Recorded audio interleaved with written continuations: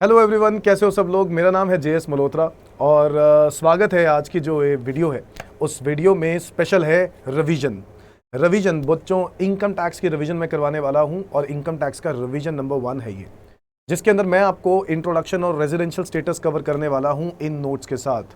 ठीक है जी। और अभी इसमें कोई समरी नोट्स नहीं है, बट ये सारे समराइज्ड ही हैं, आप समझ लो, क्योंकि ये वाला पोर्शन जो है ये ऐसा है जो आपको पढ़ना ही पढ़ना है।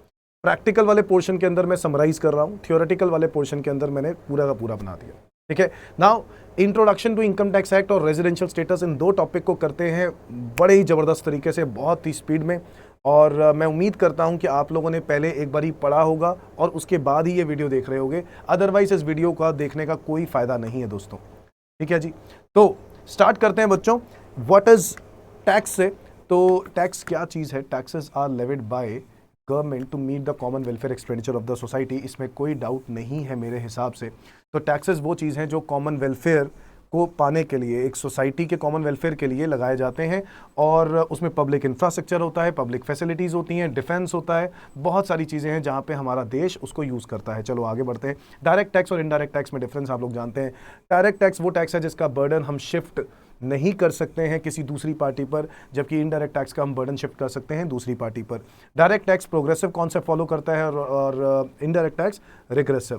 प्रोग्रेसिव का मतलब ज़्यादा इनकम ज़्यादा टैक्स, बट रिग्रेसिव के अंदर अगर हम लोग यहाँ से ये देखें कि इनडायरेक्ट टैक्स में इनकम अमीर हो या गरीब हो इससे कोई फर्क नहीं पड़ता। अगला पॉइंट है, it indirectly affect the price of the commodity. Indirectly commodity के प्राइसेस को अफेक्ट करता है कि अगर आज इनकम टैक्स बढ़ जाए तो आपकी परचेजिंग पावर पे इंपैक्ट आएगा, परचेजिंग पावर कम हो जाएगी और प्राइजेस, डिमांड जो होगी गुड्स की वो भी क्या हो जाएगी? कम हो जाएगी। और डिमांड अगर कम हो गई तो प्राइजेस को कम करना पड़ेगा। समझ में आ गया? सो याद करो, it indirectly affect the price of the commodity, और वो डायरेक्टली अफेक्ट करता है क्योंकि जीएसटी लगता ही गुड्स की या सर्विसेज की प्राइस पर है। ठीक है। आगे, the administration of direct taxes vested with CBDT, central board of direct taxes, याद करें दोस्तों। और इनडायरेक्ट टैक्सेस के लिए CBIC, central board of indirect taxes and customs. और एग्जाम्पल में आपको याद करना है income tax, property tax, corporate tax, these are the examples of direct taxes. जबकि इनडायरेक्ट टैक्सेस के अंदर जीएसटी, कस्टम ड्यूटी, ये सब चीज़ें वो है जहाँ पे बर्डन हम लोग क्या कर देते हैं? शिफ्ट कर देते हैं। ये अगर आपको नोट्स चाहिए तो इन नोट्स के लिए आपको मेरा टेलीग्राम चैनल ज्वाइन करना पड़ेगा जो कि डिस्क्रिप्शन में दिया हुआ है। तो प्लीज़ देखिए, अगर आपको ये नोट्स चाहिए तो साइमल्टेनियसली नोट्स आप वहाँ से पिक कर सकते हैं, ले सकते हैं। ठीक है जी। चलो आगे बढ़ते हैं। Now direct tax and direct tax बहुत ही आसान है, आता है क्वेश्चन एग्जाम के अंदर, इसलिए ये बात रिवाइज करा दी गई। टैक्सेबल इवेंट ना, टैक्सेबल इवेंट क्या चीज़ है? An event or situation which gives rise to tax liability. कोई ऐसा इवेंट, कोई ऐसा सिचुएशन जिसकी वजह से कोई टैक्स लायबिलिटी अराइज हो जाए, हम उसको टैक्सेबल इवेंट बोलते हैं। तो for example, central sales tax क्यों लगता था? इंटरस्टेट सेल पर लगता था। वैल्यू एडेड टैक्स क्यों लगता था? मैं क्यों बोल रहा हूँ क्योंकि अब ये नहीं रहे, आप लोग जानते हैं। वैट क्यों नहीं लगता? वैट क्यों लगता था? इंट्रास्टेट सेल पे लगता था। Within the state sale करोगे तो वैट लगता था, इन एक स्टेट से दूसरे स्टेट में सेल करोगे तो सीएसटी लगता था। अगर हम बात करें वैल्यू एडेड टैक्स की दोस्तों, तो वैल्यू एडेड टैक्स जो है वो अब सिर्फ 2 ही आइटम्स के ऊपर जिंदा है, एल्कोहलिक लिकर और पेट्रोलियम आइटम्स। अगर आपको याद आ रहा हो, जीएसटी के अंदर मैं करवाता हूं बच्चों को, बट आपको याद होना चाहिए, एल्कोहलिक लिकर और पेट्रोलियम आइटम पे जिंदा है। कस्टम ड्यूटी पूरा का पूरा जिंदा है, इंपोर्ट एक्सपोर्ट पे लगता है, बिल्कुल सही बात है। Excise duty manufacture of goods के ऊपर लगता है। जो एक्साइज ड्यूटी है ना, वो सेंट्रल एक्साइज ड्यूटी जो कि हम बात कर रहे हैं, वो 2 प्रोडक्ट्स पे अब जिंदा है, टोबैको आइटम्स और पेट्रोलियम आइटम्स। इन दोनों आइटम्स के ऊपर अभी भी सेंट्रल एक्साइज ड्यूटी लगता है। जीएसटी की बात करें तो जीएसटी तो आप लोग जानते ही हैं, रिसेंटली 2017 में जब ये जीएसटी आया था, और अब ये ऑलमोस्ट सारे ही गुड्स के ऊपर, सारे ही सर्विसेज पे लगता है, कुछ एग्जेम्पशंस को छोड़ देते हैं। Supply of goods and services, ये इनका टैक्सेबल इवेंट है। ये क्या है? ये टैक्सेबल इवेंट है। ये इवेंट है तो इस वजह से ये टैक्स है। ये इवेंट मैन्युफैक्चर हुआ तो एक्साइज ड्यूटी आई, इंटरस्टेट सेल हुआ तो सीएसटी आया, इंट्रास्टेट सेल हुआ तो वैट आया, supply of goods and services हुआ तो जीएसटी आया। ये कुछ एग्जांपल्स हैं इवेंट के। आगे बढ़ते हैं दोस्तों। पावर टू लेवी टैक्सेस, आपको पता ही है कि संविधान के पास जो भी टैक्सेस, कोई भी टैक्स लगाना होता है तो संवैधानिक पावर मिलती है। कॉन्स्टिट्यूशन ऑफ इंडिया, जिसके अंदर 448 आर्टिकल्स हैं। कितने आर्टिकल्स हैं? 448 आर्टिकल्स हैं संविधान के अंदर, यस या नो? और उस 448 आर्टिकल्स में से हम लोग 2-3 आर्टिकल बहुत ही इंपॉर्टेंट समझते हैं। एक है आर्टिकल 265 जो कहता है कोई भी तरह का टैक्स लगाया नहीं जा सकता except the authority of law. Central government, state government के पास कोई पावर नहीं है जब तक कानून से उनको परमिशन ना मिले, अथॉरिटी ऑफ लॉ से उनको अथॉरिटी ना मिले, परमिशन ना मिले। तो no taxes shall be levied और collected except the authority of law. It means law needs to be frame by government only, यानी लॉ गवर्नमेंट ही बना सकती है, कोई मिनिस्टर, एमएलए, एमपी नहीं बना सकता। गवर्नमेंट रिकमेंड करेगी तभी कानून बनेगा। और आप लोग जानते हैं हमारे देश के अंदर कानून कैसे बनता है। पहले लोकसभा से पास होता है कानून, ठीक है, फिर राज्यसभा से पास होता है, फिर प्रेसिडेंट का सिग्नेचर, प्रेसिडेंट का असेंट चाहिए होता है, वो आपको मिल जाता है, तब जाके आपका बिल एक्ट में कन्वर्ट हो जाता है। तो ये छोटी छोटी बातें हैं जो मैं साथ साथ बताता जा रहा हूं। आगे आर्टिकल 246 शेड्यूल 7। बच्चों संविधान के अंदर भी स्केड्यूल्स होते हैं, जैसे 12 स्केड्यूल्स हैं संविधान के अंदर। आप लोग जानते हैं स्केड्यूल्स क्या है। कोई भी तरह के अटैचमेंट्स, कोई भी तरह की टेबल फॉर्मूला, टेबुलर स्टेटमेंट, कोई टेबुलर स्टेटमेंट होगा या कोई तरह की लिस्ट, सारी ये जो बनाई जाती हैं ये स्केड्यूल्स में बनाई जाती हैं। जैसे कंपनीज एक्ट का शेड्यूल 3 बैलेंस शीट होता है, वैसे ही संविधान में भी बहुत सारे शेड्यूल्स हैं। तो संविधान में 12 शेड्यूल्स हैं जो आपको पता होने चाहिए, और उसमें से एक शेड्यूल हम लोग डिस्कस करते हैं, शेड्यूल 7, जो पावर देता है कि कौन कौन से टैक्सेस कौन लगा सकता है। यानी सेंट्रल गवर्नमेंट के पास वो पावर्स हैं टैक्सेस लगाने की जो लिस्ट 1 में आते हैं, यूनियन स्टेट गवर्नमेंट के पास वो पावर्स हैं जो स्टेट लिस्ट में आते हैं, लिस्ट 2 में आते हैं, और दोनों ही गवर्नमेंट्स के पास वो पावर है जहां सेंट्रल और स्टेट दोनों के लिए पावर दी गई है, वो लिस्ट 3 में आते हैं। लिस्ट 1 के अंदर यूनियन लिस्ट बनाई गई जिसको सेंट्रल गवर्नमेंट को पावर दे दिया गया, लिस्ट 2 में वो टैक्सेस हैं जिसके स्टेट गवर्नमेंट को पावर दे दिया गया, लिस्ट 3 में वो टैक्सेस हैं जिसकी पावर बोथ गवर्नमेंट्स को दे दिए गए। तो एंट्री नंबर 82, अगर मैं इनकम टैक्स के पॉइंट ऑफ व्यू से बोलूं तो भाई साहब यही सिर्फ इंपॉर्टेंट है 82, बट फिर भी मैं पूरा रिवाइज करा देता हूं, जीएसटी में भी हम करते ही हैं। Entry number 82 income tax, 83 custom duty, 84 central excise, 92 है CST, 97 taxes which are not covered under 2 and 3, 1, 2 and 3। So basically वो जो हो जाता है वो लास्ट में, अगर आपको याद हो तो मैंने आपको बताया था कि बाद में सर्विस टैक्स लगाने की पावर्स यहाँ से ही ली गई थी। फिर इसके बाद लिस्ट 2 की बात करें, स्टेट लिस्ट, और स्टेट लिस्ट में एंट्री नंबर 51 स्टेट एक्साइज और 54 वैट। 51 स्टेट एक्साइज, 54 वैट, ये याद रहे तो अच्छा रहेगा, एमसीक्यूज के लिए बड़े इंपॉर्टेंट हो जाते हैं दोस्तों। लिस्ट 3 कॉन्करेंट लिस्ट, इसमें कोई टैक्सेस नहीं डाले गए, सारे के सारे लॉज हैं, civil laws, IPC, Indian penal code हो गया। तो ऐसे बहुत सारे जो सिविलियंस के लिए कानून बनाए जाते हैं वो स्टेट और सेंट्रल दोनों मिलकर बनाए जाते हैं, सेंट्रल स्टेट दोनों मिलकर बनाते हैं, ना कि यहाँ पर कोई अगर आपको लगता है कि यहाँ पर कोई टैक्सेस होंगे तो टैक्सेस नहीं होते। ठीक है जी, तो याद करें article 246 schedule 7 list 1 list 2 list 3। ठीक है जी, डन। नाउ आपको पता है जीएसटी इसके अंदर नहीं था, तो जीएसटी के लिए एक नया आर्टिकल बनाया गया था, आर्टिकल 246A। क्या बनाया गया था? Article 246A। संविधान में अमेंडमेंट करनी पड़ गई थी दोस्तों जीएसटी लेके आने के लिए। ठीक है, नाउ बात करते हैं इनकम टैक्स एक्ट की 1961, जो हमें पढ़ना है। सर कब से एप्लीकेबल हुआ? 1962 से एप्लीकेबल हो गया। 298 सेक्शंस हैं और 14 शेड्यूल्स हैं। याद करेंगे कितने कानून हैं इनकम टैक्स में? 298 सेक्शंस हैं, 14 शेड्यूल्स हैं। शेड्यूल्स वैसे ही जैसे मैंने आपको पहले भी बताया था, अ सेक्शन में हैव सबसेक्शन। अपने 298 सेक्शंस हैं, बट सेक्शन के अंदर सबसेक्शन भी हो सकते हैं, सबसेक्शन के अंदर क्लॉज भी हो सकते हैं, और क्लॉज के अंदर सब क्लॉज भी हो सकते हैं। नाउ सेक्शन, सब सेक्शन और क्लॉज में क्या फ़र्क होता है? ये अंतर बहुत ही कम बच्चे जानते हैं, बट मैं आपको बता दूं, सब सेक्शन और क्लॉज में सबसे बड़ा डिफरेंस है, क्लॉज वहां लगाया जाता है जहां पे कोई चीज रिलेटेड, क्लॉज वहां लगाया जाता है जहां पे दूसरी चीज और पहली चीज वो रिलेटेड ना हो। फॉर एग्जांपल अगर मैं ये कहूं सेक्शन 10 का क्लॉज 1 एग्रीकल्चर इनकम है, ठीक है जी, एग्रीकल्चर इनकम है, और 10 का क्लॉज 2 एचयूएफ का share of HUF, profit share of HUF. तो एचयूएफ का शेयर है, एचयूएफ का प्रॉफिट शेयर, एचयूएफ के जो मेंबर है उनका प्रॉफिट शेयर है, वो जो एचयूएफ का मेंबर का जो शेयर है वो एग्जेम्प्ट है। ये 10(1) एग्रीकल्चर इनकम एग्जेम्प्ट है। क्या ये दोनों का आपस में कोई रिलेशन है? नहीं। अगर मैं ये कह दूं ना कि इन दोनों का आपस में कोई रिलेशन नहीं है, तो मैं इनको क्या बोलूंगा? क्लॉज बोलूंगा। क्या बोलूंगा? क्लॉज। तो यहाँ पे क्लॉज बनाए जाते हैं, जैसे सेक्शन 2 के अंदर डेफिनेशंस के अंदर क्लॉज बनाए जाते हैं, 27, 29, है ना, तो वो क्लॉज हैं। क्यों? क्योंकि वो एक दूसरे के साथ रिलेट नहीं करते हैं। जबकि सबसेक्शंस ऐसे होते हैं जहां पे पूरा कॉन्सेप्ट कानून का तब माना जाता है जब वो सबसेक्शंस पढ़ लेते हैं। फॉर एग्जांपल अगर मैं बात करूं सेक्शन 6(1) ये इंडिविजुअल है, 6(2) ये एचयूएफ का स्टेटस है, ये 6(3) पूरा कॉन्सेप्ट पढ़ना बहुत जरूरी है। ऐसे ही सेक्शन 7 पूरा कंप्लीट तब होता है जब हम इसके सारे सबसेक्शंस पढ़ लेंगे, 8 पूरा तब होता है जब उसके सारे सबसेक्शंस पढ़ लेंगे, 9 पूरा तब होता है जब हम उसके सारे सबसेक्शंस पढ़ लेंगे। मेरे कहने का मतलब यहाँ पर ये है कि कुछ ऐसी चीजें होती हैं जो ब्रैकेट्स में हम लोग लिखते हैं, वो क्लॉज भी हो सकती हैं, सबसेक्शंस भी हो सकती हैं। क्लॉज दूसरे क्लॉज के साथ जब कोई सेक्शन का पार्ट रिलेट करता हो दूसरे के साथ तो वो सबसेक्शन कहलाए जाएंगे, और अगर उस वो रिलेट नहीं कर सकते तो वो क्लॉज कहलाए जाएंगे। तो when each part of the section is independent of each other and one is not related with other, such parts are called as clause. Subsections on the other hand refers to such part of the sections where each part is related with the other and all the subsections together complete the concept propounded in that section। ठीक है जी, तो ये example पढ़ने की जरूरत नहीं, मैंने आपको बता दिया। आगे बढ़ते हैं। Now provisions and provisos and explanation. Now proviso और एक्सप्लेनेशन में क्या फर्क है? प्रोवाइजो होता है एक्सेप्शन, प्रोवाइजो क्या होता है? एक्सेप्शन। किसी भी कानून का कोई एक्सेप्शन होता है तो वो प्रोवाइजो कहलाया जाता है, और एक्सप्लेनेशन होता है क्लैरिफिकेशन। तो भाई साहब ये भी एग्जाम में पहले आ चुकी है, ध्यान से पढ़ना। The proviso to the section subsection clause spells out the exception to the provisions contained in respective section subsection या क्लॉज। क्या है? एक्सेप्शन। ठीक है। और एक्सप्लेनेशन क्या है? एक्सप्लेनेशन किसी सेक्शन की एक्सप्लेनेशन होती है तो वो क्या होती है? क्लैरिफिकेशन होती है relating to the provisions contained in respective section subsection या फिर क्लॉज।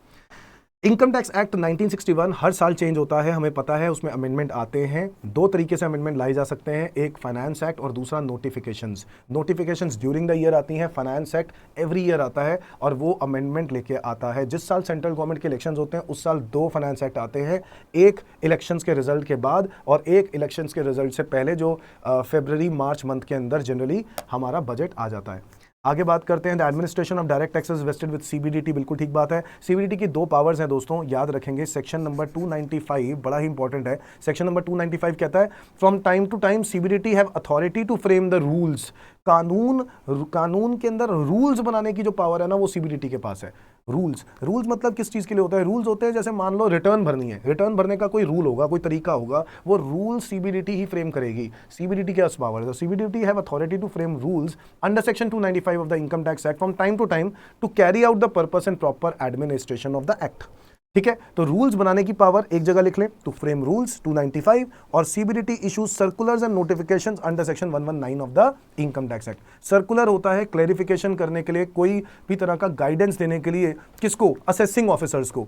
तो एक्चुअल में बहुत सारे लोग असेसिंग ऑफिसर्स जो होते हैं वो इतने नोन नहीं होते हैं, बहुत सारी चीज़ें वो नहीं जानते हैं तो इनकम टैक्स लॉ के अंदर। तो ऐसे केस में सीबीडीटी बहुत सारी चीज़ों को क्लैरिफाई करता है और डेली बेसिस पर या फिर 2-3 दिन बाद कुछ ना कुछ सर्कुलर्स निकालता रहता है जो असेसिंग ऑफिसर के लिए गाइडेंस बन जाती है।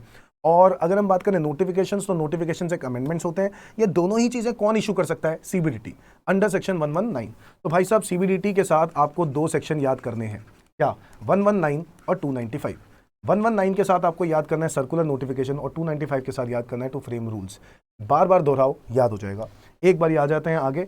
Now supreme court high court can give judgment only on the question of law. आप लोग जानते हैं कि अगर आज कोई भी आप केस करना चाहो इनकम टैक्स डिपार्टमेंट के डिसीजन पर, तो आप चाहो तो आप कर सकते हो। अगर कोई डिपार्टमेंट आपको कह रहा है 50 लाख रुपए का टैक्स पे करना है तो आप पे करोगे, बट उस केस में आप कब इनकम टैक्स के खिलाफ जा सकते हो? आप कहाँ जा सकते हो? सबसे पहले कमिश्नर अपील्स होता है। क्या होता है? Commissioner appeals. इस कमिश्नर अपील्स के पास आप केस करते हो। कमिश्नर अपील से केस हारने के बाद आप जाते हो इनकम टैक्स एपेलेट ट्रिब्यूनल। कहाँ जाते हो? Income tax appellate tribunal. Income tax appellate tribunal से हारने के बाद हाई कोर्ट, और हाई कोर्ट से हारने के बाद सुप्रीम कोर्ट, और सुप्रीम कोर्ट से ऊपर कुछ नहीं होता। मैं जनरली बच्चों को बोलता हूँ कि घर चले जाओ, इसके बाद कुछ नहीं हो सकता। समझ में आ गई बात? सो बेसिकली ये सब चीज़ें अगर हम लोग देखें तो आप सबसे पहले जो केस करते हो वो कमिश्नर अपील के पास करते हो, जो इनकम टैक्स का डिपार्टमेंट का एक और हिस्सा है। ये दो डिपार्टमेंट है, एक कमिश्नर अलग बैठा है जो डिपार्टमेंट को देख रहा है, और दूसरा जो कमिश्नर अपील्स है ये अपील से रिलेटेड केसेस को देखता है। यहाँ से केस हारने के बाद आप आईटैट जा सकते हो, इनकम टैक्स एपेलेट ट्रिब्यूनल, और वहाँ से केस हारने के बाद हाई कोर्ट, और हाई कोर्ट से हारने के बाद सुप्रीम कोर्ट। समझ में आ गया? बट एक बात और बताई गई है दोस्तों कि हाई कोर्ट और सुप्रीम कोर्ट आंसर देती है, जजमेंट देती है only on the question of law. जब भी कोई कानून वाला क्लैरिफिकेशन चाहिए होगा ना, वहां पर हाई कोर्ट और सुप्रीम कोर्ट ही जजमेंट देती है। समझ में आ गई बात? हाई कोर्ट और सुप्रीम कोर्ट जजमेंट देती है सिर्फ क्वेश्चन ऑफ लॉ पे।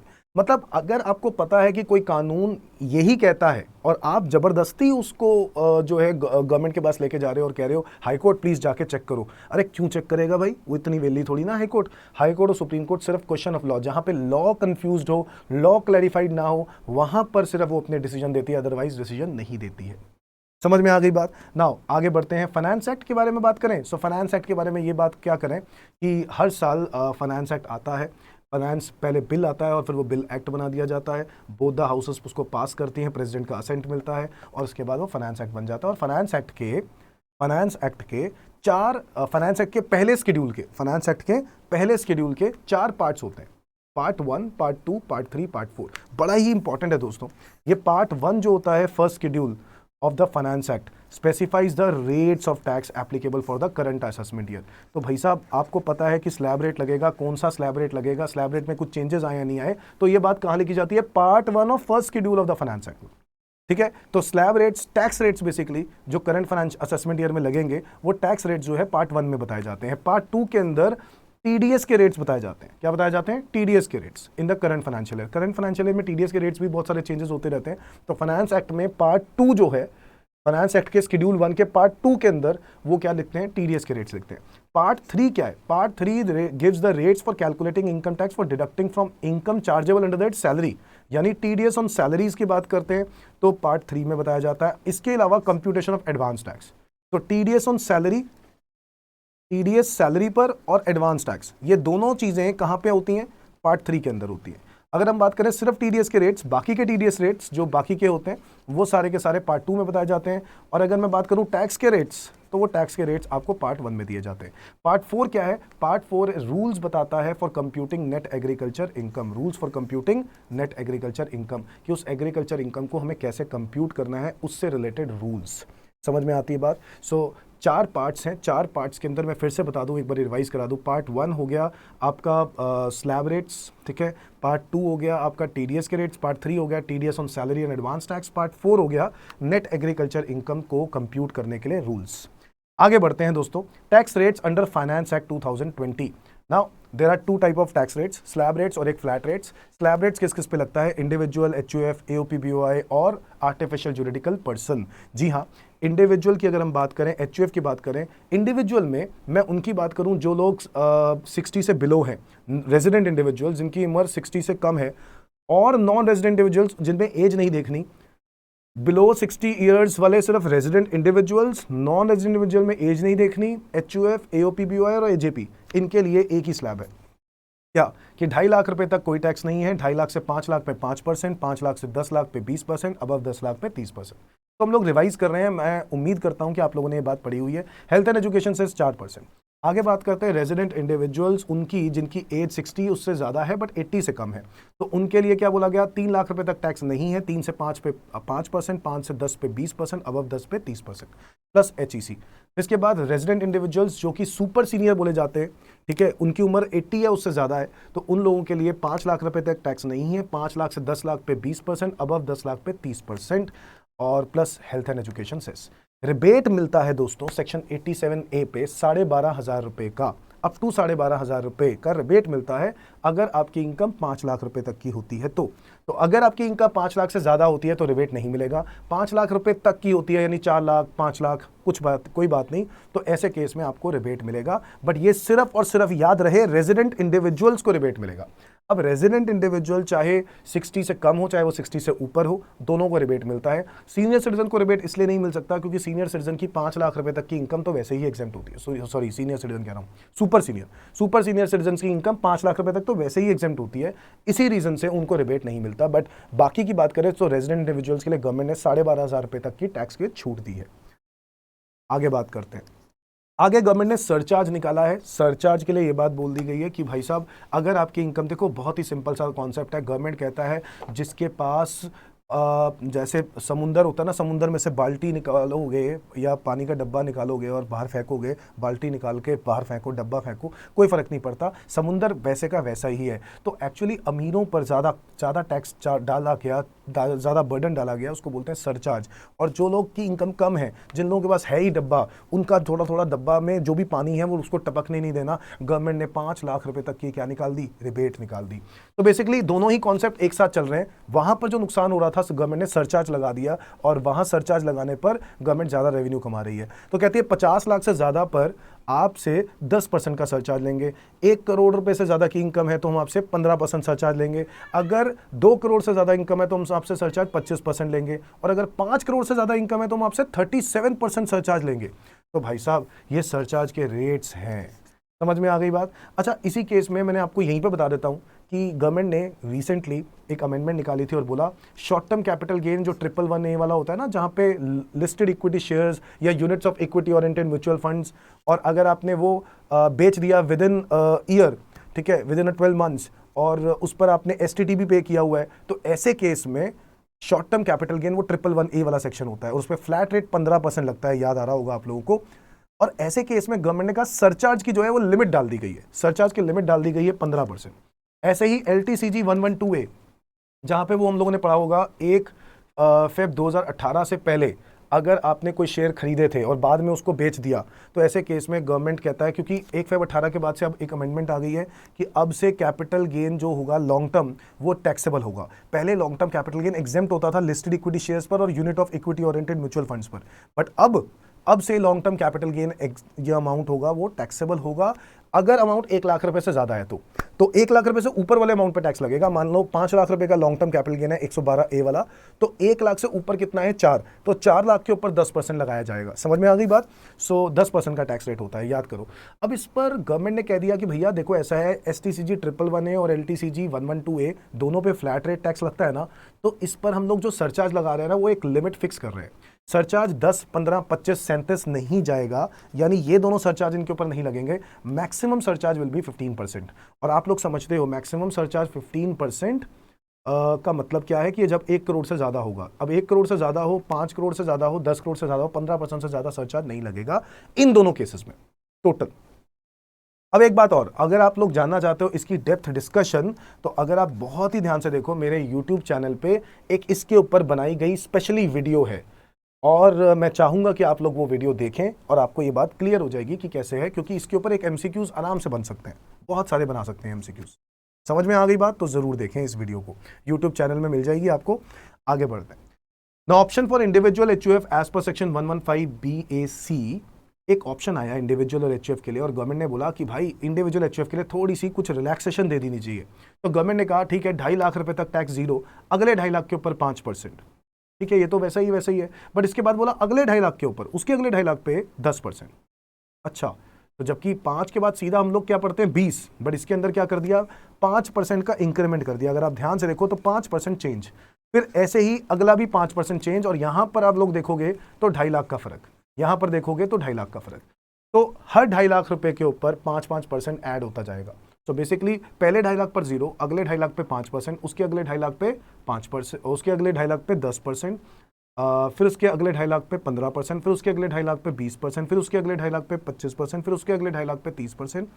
समझ में आया? सॉरी, जो 30% है वो तो बैलेंस पे है, सॉरी बैलेंस पे है। तो भाई साहब अगर आप 15 लाख रुपए से ज़्यादा हो गए तो आपको 30% टैक्स पे करना पड़ेगा। तो भाई साहब 2.5 लाख पर 0, अगले 2.5 लाख पे 5, अगले 2.5 लाख पे 10, अगले 2.5 लाख पे 15, अगले 2.5 लाख पे 20, अगले 2.5 लाख पे 25। आप देखो 15 लाख रुपए हो गए, और अबव 15 लाख जितना भी होगा वो सारा 30% लगेगा, प्लस HEC तो लगेगा ही 4%, हेल्थ एजुकेशन से।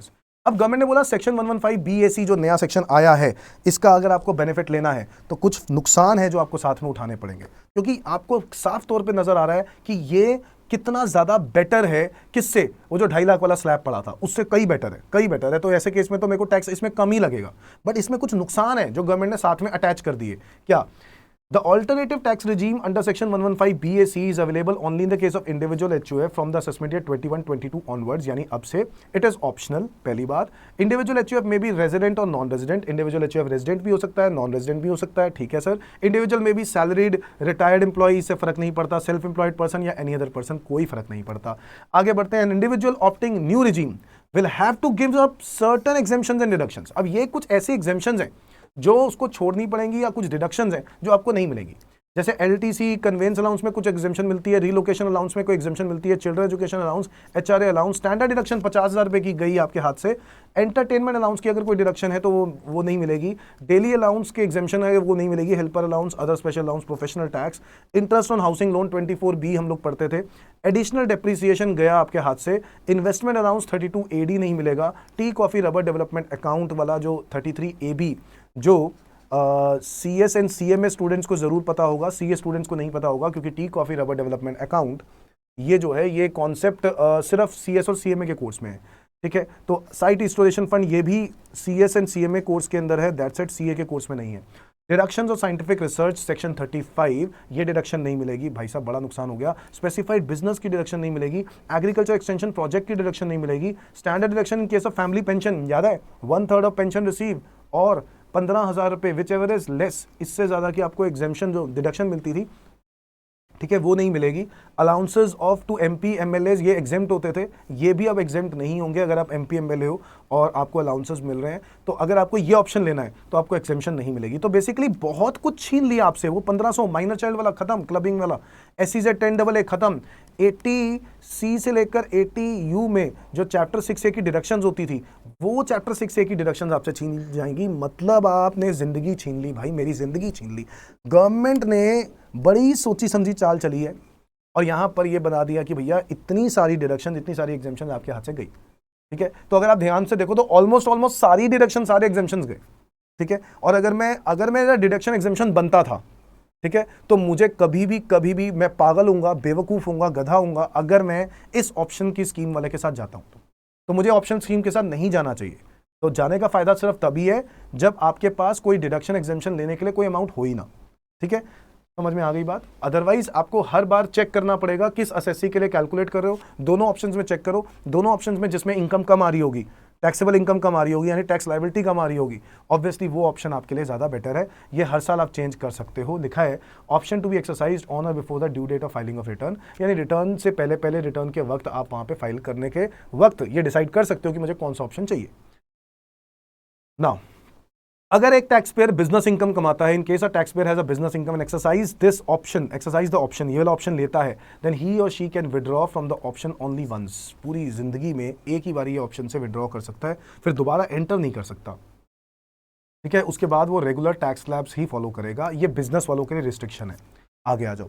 Next is cooperative society. Cooperative society अगर हम लोगों ने बात करी, हमने किस किस की बात कर ली, इंडिविजुअल, HUF, AOP, BOI और JP की बात कर ली। अगर मैं बात करूं कोऑपरेटिव सोसाइटी के लिए तो पहले 10,000 रुपए पर 10%, अगले 10,000 रुपए के ऊपर 20%, बैलेंस के ऊपर 30%, ठीक है। और सरचार्ज लगेगा 12% is applicable if net income exceeds 1 crore rupees. अगर नेट इनकम 1 करोड़ से ज्यादा होगा तो सरचार्ज लगेगा 12%। समझ में आ गई बात। ये है कोऑपरेटिव सोसाइटी के लिए। फिर आ जाओ कंपनीज के लिए। कंपनीज की बात करें तो domestic company taxable at the rate of 30% direct लगता है। और इस पे गवर्नमेंट ने ये निकाला था, रिलैक्सेशन निकाली थी कि अगर आपकी 18-19 में टर्नओवर 400 करोड़ से कम होती है या 400 करोड़ तक की होती है तो 20-21 में जो आपका टैक्स का रेट है वो 25% लगेगा। समझ में आ गई बात। सर गवर्नमेंट ने ये बात बोल दी कि 400 करोड़ 18-19, तो उन्होंने 19-20 क्यों नहीं लिया? क्योंकि 18-19 की जो फिगर्स हैं वो ऑडिट होती हैं 19-20 में, वो वेरीफाई होती हैं 19-20 में, वो 19-20 में ही कंफर्म होती हैं कि 18-19 की फिगर्स सही हैं। तो इसीलिए 18-19 की फिगर्स को ही देखना पड़ेगा। 19-20 की देखेंगे तो अगले साल नहीं पता चल पाएगा। इसी रीजन से टैक्स रेट जो है वो 25% के लिए हमें पिछले से पिछले साल जाना पड़ता है। 18-19 के टर्नओवर देखनी पड़ेगी। समझ में आ गई बात। इसके अलावा सरचार्ज का रेट 7% है अगर इनकम 1 करोड़ से ज़्यादा है, और सरचार्ज का रेट 12% है अगर आपकी इनकम 10 करोड़ से ज़्यादा है। ना देखो डोमेस्टिक कंपनी का हो गया, डोमेस्टिक कंपनी पे ये रेट्स हो गए 30% या 25%, इंडिविजुअल, HUF, AOP, BOI हो गया, कोऑपरेटिव सोसाइटी पे ही हो गया, ठीक है।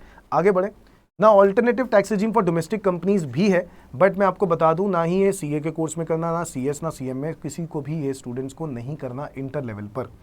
आगे हम लोग डिस्कस करते हैं, फॉरेन कंपनीज की बात करते हैं। फॉरेन कंपनीज की बात करें तो foreign companies are taxable at the rate of 40%। However अगर आप रॉयल्टी इनकम कमाते हो, अगर आपकी company, foreign company royalty income कमाती है और वो इस डेट से लेकर इस डेट तक कुछ इनकम कमाती है, ठीक है, रॉयल्टी कमाती है, और ऐसे केस में जो टैक्स लगेगा वो कितना लगेगा? 50% का लगेगा टैक्स, ठीक है। ऐसे केस में 50% का टैक्स लगेगा रॉयल्टी इनकम वाले केस में। तो फॉरेन कंपनी के केस में हम लोग नॉर्मल तरीके से याद करें तो रॉयल्टी वाले केस में 50% है, नॉर्मल वाले केस में 40% है। फॉर्म की बात करें taxable at the rate of 30% है, सरचार्ज का रेट है 12%। अच्छा, फॉरेन कंपनी का सरचार्ज याद नहीं किया, 2 और 5, 2 और 5, 2 1 करोड़ से ऊपर होगा तो 2, 10 करोड़ से ऊपर होगा तो 5। फॉर्म के केस की बात करें तो taxable at the rate of 30% और सरचार्ज का रेट है 12% अगर नेट इनकम 1 करोड़ से ज़्यादा होती है तो। और लोकल अथॉरिटी के केस में भी surcharge at the rate of 12% अगर नेट इनकम 1 करोड़ से ज़्यादा होती है तो।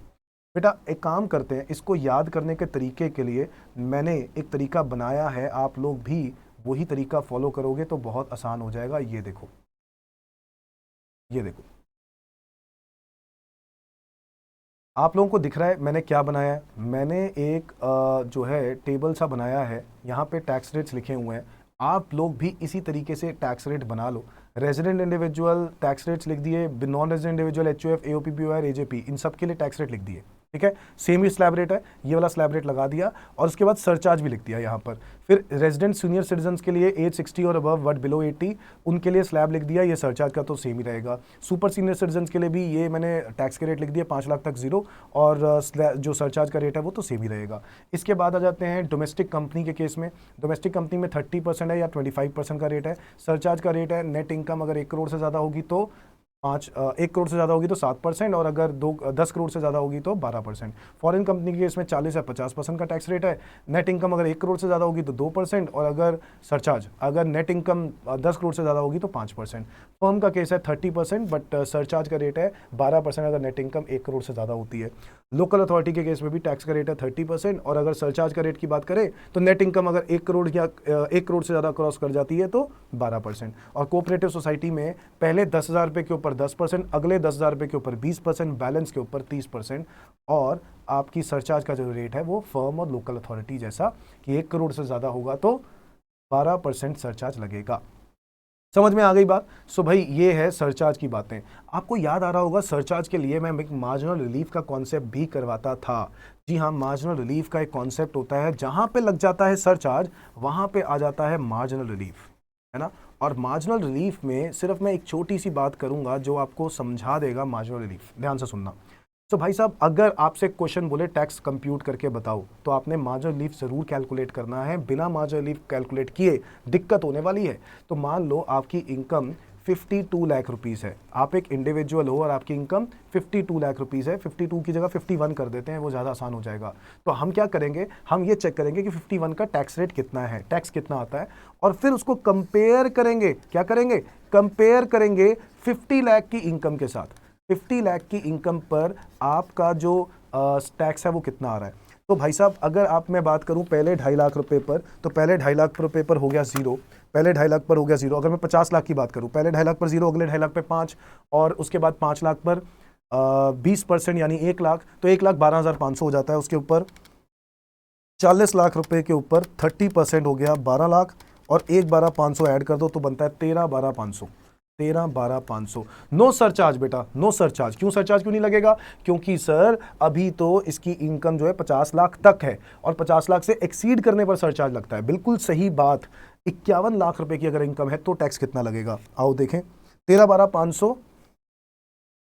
प्लस 1 लाख पे 30% लगा देते हैं तो आ जाता है 13,42,500 plus surcharge at the rate of 7%। तो 13,42,500 आप लोग जानते हैं सरचार्ज लगता है टैक्स ऑन टैक्स, तो 7% लगा देंगे, 7% लगा देंगे 93,975। 7%, सॉरी ये तो कंपनी वाला लगा दिया, सॉरी 10%, वेरी सॉरी 10%। 10% सरचार्ज लगा देंगे तो ये आएगा 13,42,500। तो टोटल कितना हो जाएगा 13,42,500 प्लस 13,42,500, टोटल हो गया 147,147,6,750। बेटा आपको क्या करना है, आपको ये देखना है कि आपकी इनकम कितने से डिफरेंस आ रहा है। इनकम का डिफरेंस कितने से आ रहा है, 1 lakh. Difference in income 1 lakh है ना। अगर आप 50 लाख से कंपेयर कर रहे हैं तो डिफरेंस इन इनकम 1 लाख है, बट डिफरेंस इन टैक्स जो है वो ज़्यादा है। अगर आप ध्यान से देखो तो डिफरेंस इन टैक्स कितना है, 1476,750 माइनस 13,12,500 विच इज 164,250। ध्यान से देखो, इसका मतलब क्या है कि आप टैक्स 1 लाख से भी ज्यादा दे रहे हो, जो कि गलत है। मतलब आपका गुनाह क्या है, आपका 1 लाख रुपए ज्यादा कमाना ही तो गुनाह है। तो आपने जो ज्यादा दिया है ना गवर्नमेंट को, जो ज्यादा दे रहे हो, इतने का आप गवर्नमेंट से क्या मांगते हो, रिलीफ मांगते हो। इतने का आप गवर्नमेंट से क्या मांगते हो, रिलीफ मांगते हो। यही है मार्जिनल रिलीफ। तो 64250 फाइनली क्या करना है आपको, अगर आपकी इनकम 51 लाख रुपए होती तो मैं इसमें से मार्जिनल रिलीफ माइनस कर देता 64250 का, और ये अमाउंट माइनस करने के बाद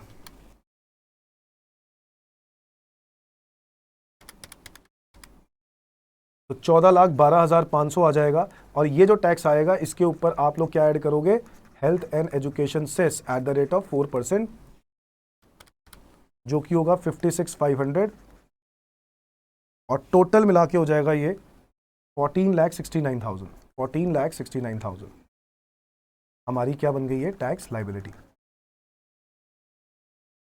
इज दैट क्लियर? तो भाई ये इस तरीके से हम लोग टैक्स कैलकुलेट करते हैं और ये हमारा टैक्स कैलकुलेशन करने का तरीका। क्वेश्चन 51 लाख रुपए पे आ जाएगा तब भी आपको 50 लाख वाला कैलकुलेशन करके देखना पड़ेगा कि कितना मार्जिन रिलीफ मिल रहा है।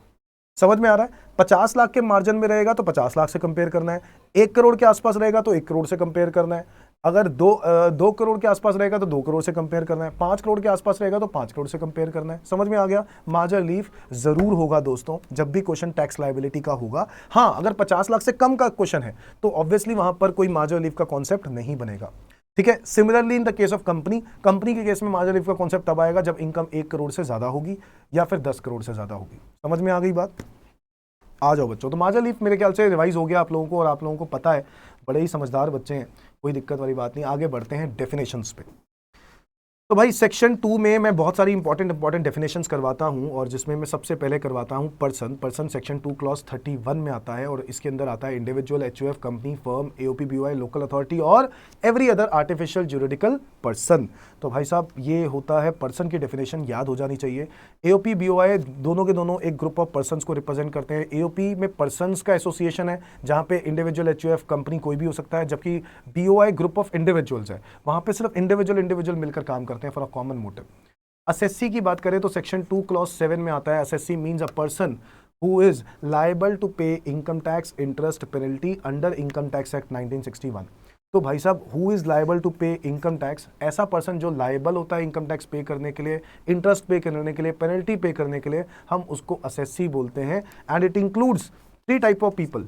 पहला, any person against whom income tax proceeding has been initiated, किसी के अगेंस्ट इनकम टैक्स के प्रोसीडिंग इनिशिएट हो जाए तो हम उसको असेसी बोलते हैं। A person against whom income tax proceeding has been initiated, a person who is deemed to be assessee. Deemed to be assessee क्या होता है? अगर कोई पर्सन डिसीज्ड हो गया, डेथ हो गई उसकी, और डेथ होने के बाद उसकी कोई इनकम बनती थी, उससे पहले उसकी इनकम बनती थी, तो उसका रिप्रेजेंटेटिव उसके ऊपर टैक्स पे करेगा। तो legal representative of a deceased person is deemed SSC. Agent of non resident is a deemed SSC. Trustee of any trust is a deemed SSC. Deemed SSC in default, third point क्या होता है? Deemed SSC in default, याद करते हैं। Deemed SSC in default में आ जाता है a person, वो बाय डिफॉल्ट असेसी बन गया। कैसे बन गया? टीडीएस काटा नहीं या काट लिया, जमा नहीं कराया। दोनों ही केसेस में हम उस एम्प्लॉयर को या फिर वो डिडक्टर को जिसने टीडीएस काटना चाहिए था, हम उसको डीम्ड असेसी बोल देते हैं। समझ में आ गई बात? सो असेसी की डेफिनेशन में 3 लोग आते हैं। Person against whom income tax proceeding has been initiated, जिसकी इनकम 2.5 लाख से ज्यादा हो जाए। Number 2, a person who is deemed to be assessee. Number 3, a person who is deemed to be assessee in default. Section 2 clause 7। इसके बाद आ जाता है section 2 clause 8 which is assessment. Assessment का मतलब क्या होता है भाई? This is the procedure bye which income of assessee is determined by the AO. Income assessee की डिटरमाइन की जाती है by the AO. It may be by way of normal assessment और by way of reassessment of the income previously assessed. तो income को assess करना, calculate करने को हम असेसमेंट बोलते हैं। नेक्स्ट 2(8) के बाद आता है असेसमेंट ईयर 2(9) और it is a period of 12 months commencing from April 1 each. तो भाई साहब ये है आपका असेसमेंट ईयर। असेसमेंट ईयर वही ईयर होता है जिस ईयर में हम जो रिटर्न भरते हैं, किस साल की इनकम को शो करते हैं? पिछले साल की इनकम को शो करते हैं। समझ में आ गया ना? प्रीवियस ईयर क्या होता है? सेक्शन 2 क्लॉज 34 और सेक्शन 3 दोनों में आता है। प्रीवियस ईयर में 2 क्लॉज 34 में तो ये लिख दिया कि जो डिफाइन किया गया सेक्शन 3 में, क्योंकि सेक्शन 3 में ऑलरेडी डिफाइन कर दिया गया था। और सेक्शन 3 में क्या लिखा गया था कि previous year means financial year immediately preceding the assessment year. Assessment year define कर ही चुके हैं, उससे पहले के फाइनेंशियल ईयर को हम प्रीवियस ईयर बोलते हैं। ठीक है जी। इसके बाद इनकम की डेफिनेशन है जो मोटा मोटा, इसके अंदर सारी बातें आपको याद करने की जरूरत नहीं है, सिर्फ कुछ बातें याद हों। सेक्शन 2 क्लॉज 24 में क्या आता है? Profit and gains, dividends, voluntary contribution receive by trust यानी donation, value of any perquisite यानी फैसिलिटी, प्रॉफिट इन लिeu ऑफ सैलरी, आप सैलरी चैप्टर में पढ़ोगे। एनी स्पेशल अलाउंस या बेनिफिट, जो स्पेशल अलाउंस या बेनिफिट आपको मिलता है किसी भी पर्सन की तरफ से, तो वो भी आपकी इनकम मानी जाती है। कोई भी अलाउंस मिल रहा है आपके पर्सनल एक्सपेंसेस को मीट आउट करने के लिए, तो वो भी आपकी इनकम मानी जाती है। अगर एम्प्लॉयर की तरफ से मिल रहा है तब भी। सर ये सारे पॉइंट्स इसके अंदर कवर होते हैं, तो आप लोग को बस सिर्फ एक रीडिंग करनी है इसके अंदर क्या क्या आता है, मोटे मोटे पॉइंट्स, और सारी बातें कहीं ना कहीं कोई सैलरी पोर्शन में कवर हो रहा होगा, कोई हाउस प्रॉपर्टी में आ रहा होगा, कोई अदर सोर्सेज में आ रहा होगा, कोई पीजीबीपी या कोई कैपिटल गेन में आ रहा होगा। तो ये सारी बातें मैं ऑलरेडी जो है मैं बच्चों को जब करवाता हूँ तो मैं सिर्फ ये कहता हूँ कि आप एक बस इसकी रीडिंग कर लो। इसके अंदर देखो ये सारी चीज़ें हम लोग कहीं ना कहीं पढ़ रहे हैं। Deem profit section 41 and 59। 41 मतलब पीजीबीपी, 59 कहाँ पढ़ते हैं हम? अदर सोर्सेज में। ये तो पीजीबीपी की बात ही कर रहा है सेक्शन 28, ये कैपिटल गेन की बात कर रहा है सेक्शन 45, ये सैलरी चैप्टर की बात कर रहा है, ये सैलरी चैप्टर की बात कर रहा है वैल्यू ऑफ बेनिफिट परक्विजिट। समझ में आ गया? तो ऐसी सारी बातें कहीं ना कोई हेड में आती होंगी। 5 हेड ऑफ इनकम होती हैं दोस्तों, अगर आपको याद आ रहा, salary, house property, PGBP, capital gain and other sources. इन सब के सम को हम ग्रॉस टोटल इनकम बोलते हैं और उसमें से गवर्नमेंट हमें क्या देता है? डिडक्शंस देता है under section 80C to 80U। और फिर आता है हमारा टोटल इनकम जिसमें हमें गवर्नमेंट को टैक्स पे करना होता है। ठीक है, जो हम लोगों ने स्लैब रेट सीखा वो वाला। Winning from lottery, crossword puzzles, ये आप समझ गए। ये अदर सोर्सेज। ऐसे ही कीमैन इंश्योरेंस पॉलिसी की अगर बात याद आ रही हो तो कीमैन इंश्योरेंस पॉलिसी वो पर्सन है जो बड़ा ही इंपॉर्टेंट पर्सन होता है और इंपॉर्टेंट पर्सन की कंपनी क्या करवा लेती है? इंश्योरेंस करवा लेती है, क्योंकि उसको डर होता है कि अगर ये चल बसा तो मेरी कंपनी भी चल बसेगी, क्योंकि मेरी कंपनी इसके ऊपर डिपेंडेंट है। तो ऐसे केस में अगर आपको याद आ रहा हो कि अगर वो प्रीमियम कंपनी पे करती है तो उसका जो अमाउंट है, जब उसकी डेथ पर, कीमैन की डेथ पर पैसा मिलेगा तो वो कंपनी अगर पैसा रख लेगी तो वो पीएनएल अकाउंट में क्रेडिट हो जाएगा, क्योंकि जब प्रीमियम दिया था वो पीएनएल अकाउंट में डेबिट हुआ था। तो पीजीबीपी में वो इनकम मान ली जाती है जब पॉलिसी का अमाउंट मिलता है। और अगर वो चाहे तो वो पैसा किसको दे सकता है? लीगल एयर को दे सकता है। अगर लीगल एयर को दे देगा तो ऐसे केस में वो पैसा उसको टैक्सेबल हो जाएगा under the head other sources. याद आ रहा है? और अगर मान लो कीमैन की डेथ नहीं हुई बट पॉलिसी मैच्योर हो गई टर्म की वजह से, टाइम की वजह से, तो ऐसे केस में वो जो पॉलिसी मैच्योरिटी पर पैसा मिलेगा और अगर कंपनी ने वो पैसा किसको दे दिया? कीमैन को ही दे दिया, तो उसके लिए वो प्रॉफिट्स इन लिeu ऑफ सैलरी बन जाता है। ये बातें हम कर चुके हैं, मैं तो सिर्फ रिवाइज करा रहा हूं। ठीक है, फिर ये गिफ्ट्स वगैरह ये सब चीजें, fair market value of inventory, ये सेक्शन 28 में आता है, ये अदर सोर्सेज वाले सेक्शंस हैं। ठीक है, इसके लिए इतना ही पढ़ते हैं। ठीक है, आप लोग बस रीडिंग करो, बस दैट्स इट। से इंडिया की बात करें, इंडिया क्यों जरूरी है? इंडिया इसलिए ज़रूरी है क्योंकि हमें इंडिया की जो इनकम्स हैं उस पर टैक्स पे करना है, इंडिया के अंदर इनकम पे टैक्स पे करना है। बट ऐसा नहीं है, हम इंडिया में नहीं भी कमाएं, अगर हम बाहर से भी कमा रहे हैं तब भी हमें इंडिया में टैक्स देना पड़ सकता है। इसलिए बार बार नाम आता है इंडिया का। तो इंडिया है क्या? सेक्शन 2 क्लॉज 25A बोलता है territory of India as per article of the constitution, यानी सारी स्टेट्स, सारी यूनियन टेरिटरी की बात हो रही है। टेरिटोरियल वाटर्स जो कि 12 नॉटिकल माइल होता है समुंदर से, कोस्टल एरिया से 12 nautical mile, sea bed, subsoil, continental shelf, exclusive economic zone, any other maritime zone and air space above its territory and territorial waters, ये सारे चीज़ें इंडिया की डेफिनेशन के अंदर कवर होती हैं। आगे आ जाते हैं कॉन्सेप्ट्स ऑफ इनकम पर। तो भाई अगर मैं डेफिनेशंस की बात करूं तो most important definitions of income tax act, तो सबसे पहले आपको असेसी याद करना है, आपको असेसमेंट याद करना है, आपको असेसमेंट ईयर याद करना है। 7, 8 और 9, देखो ये तो आपको साथ ही में साथ सीक्वेंस में याद हो जाते हैं। फिर इसके बाद 24 है इनकम का, अगर हम अल्फ़ाबेटिकल ऑर्डर में चलें, और उसके बाद 2 क्लॉज 31 हो गया पर्सन का, 34 हो गया प्रीवियस ईयर का। जो 234 है वो 3 में भी लिखा जाता है, सेक्शन 3 में। अच्छा 25A, हाँ यहाँ पर 25A इंडिया आ जाता है। That's it. So 7 assessee, 8 assessment, 9 assessment year, 24 income, 25A India, 31 person, 34 previous year. आगे बढ़ते हैं। ना कॉन्सेप्ट्स ऑफ इनकम की बात करें, फॉर्म्स ऑफ इनकम, कह रहे हैं इनकम कोई भी तरह की हो टैक्स लगेगा। ठीक है, फॉर्म्स ऑफ इनकम, इनकम चाहे कैश में मिले चाहे वो इन काइंड मिले, कोई फर्क नहीं पड़ता। इनकम लीगल हो या इलीगल, दोनों ही इनकम टैक्सेबल होती हैं। ठीक है, चाहे वो लीगल हो चाहे वो इलीगल तरीके से हो, गवर्नमेंट कहती है टैक्स दो।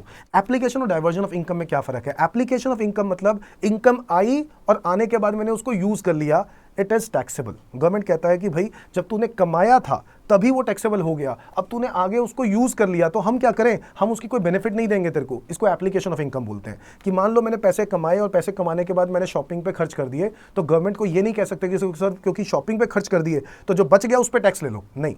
सेविंग्स पे टैक्स नहीं है, इनकम पे टैक्स है। समझ में आया?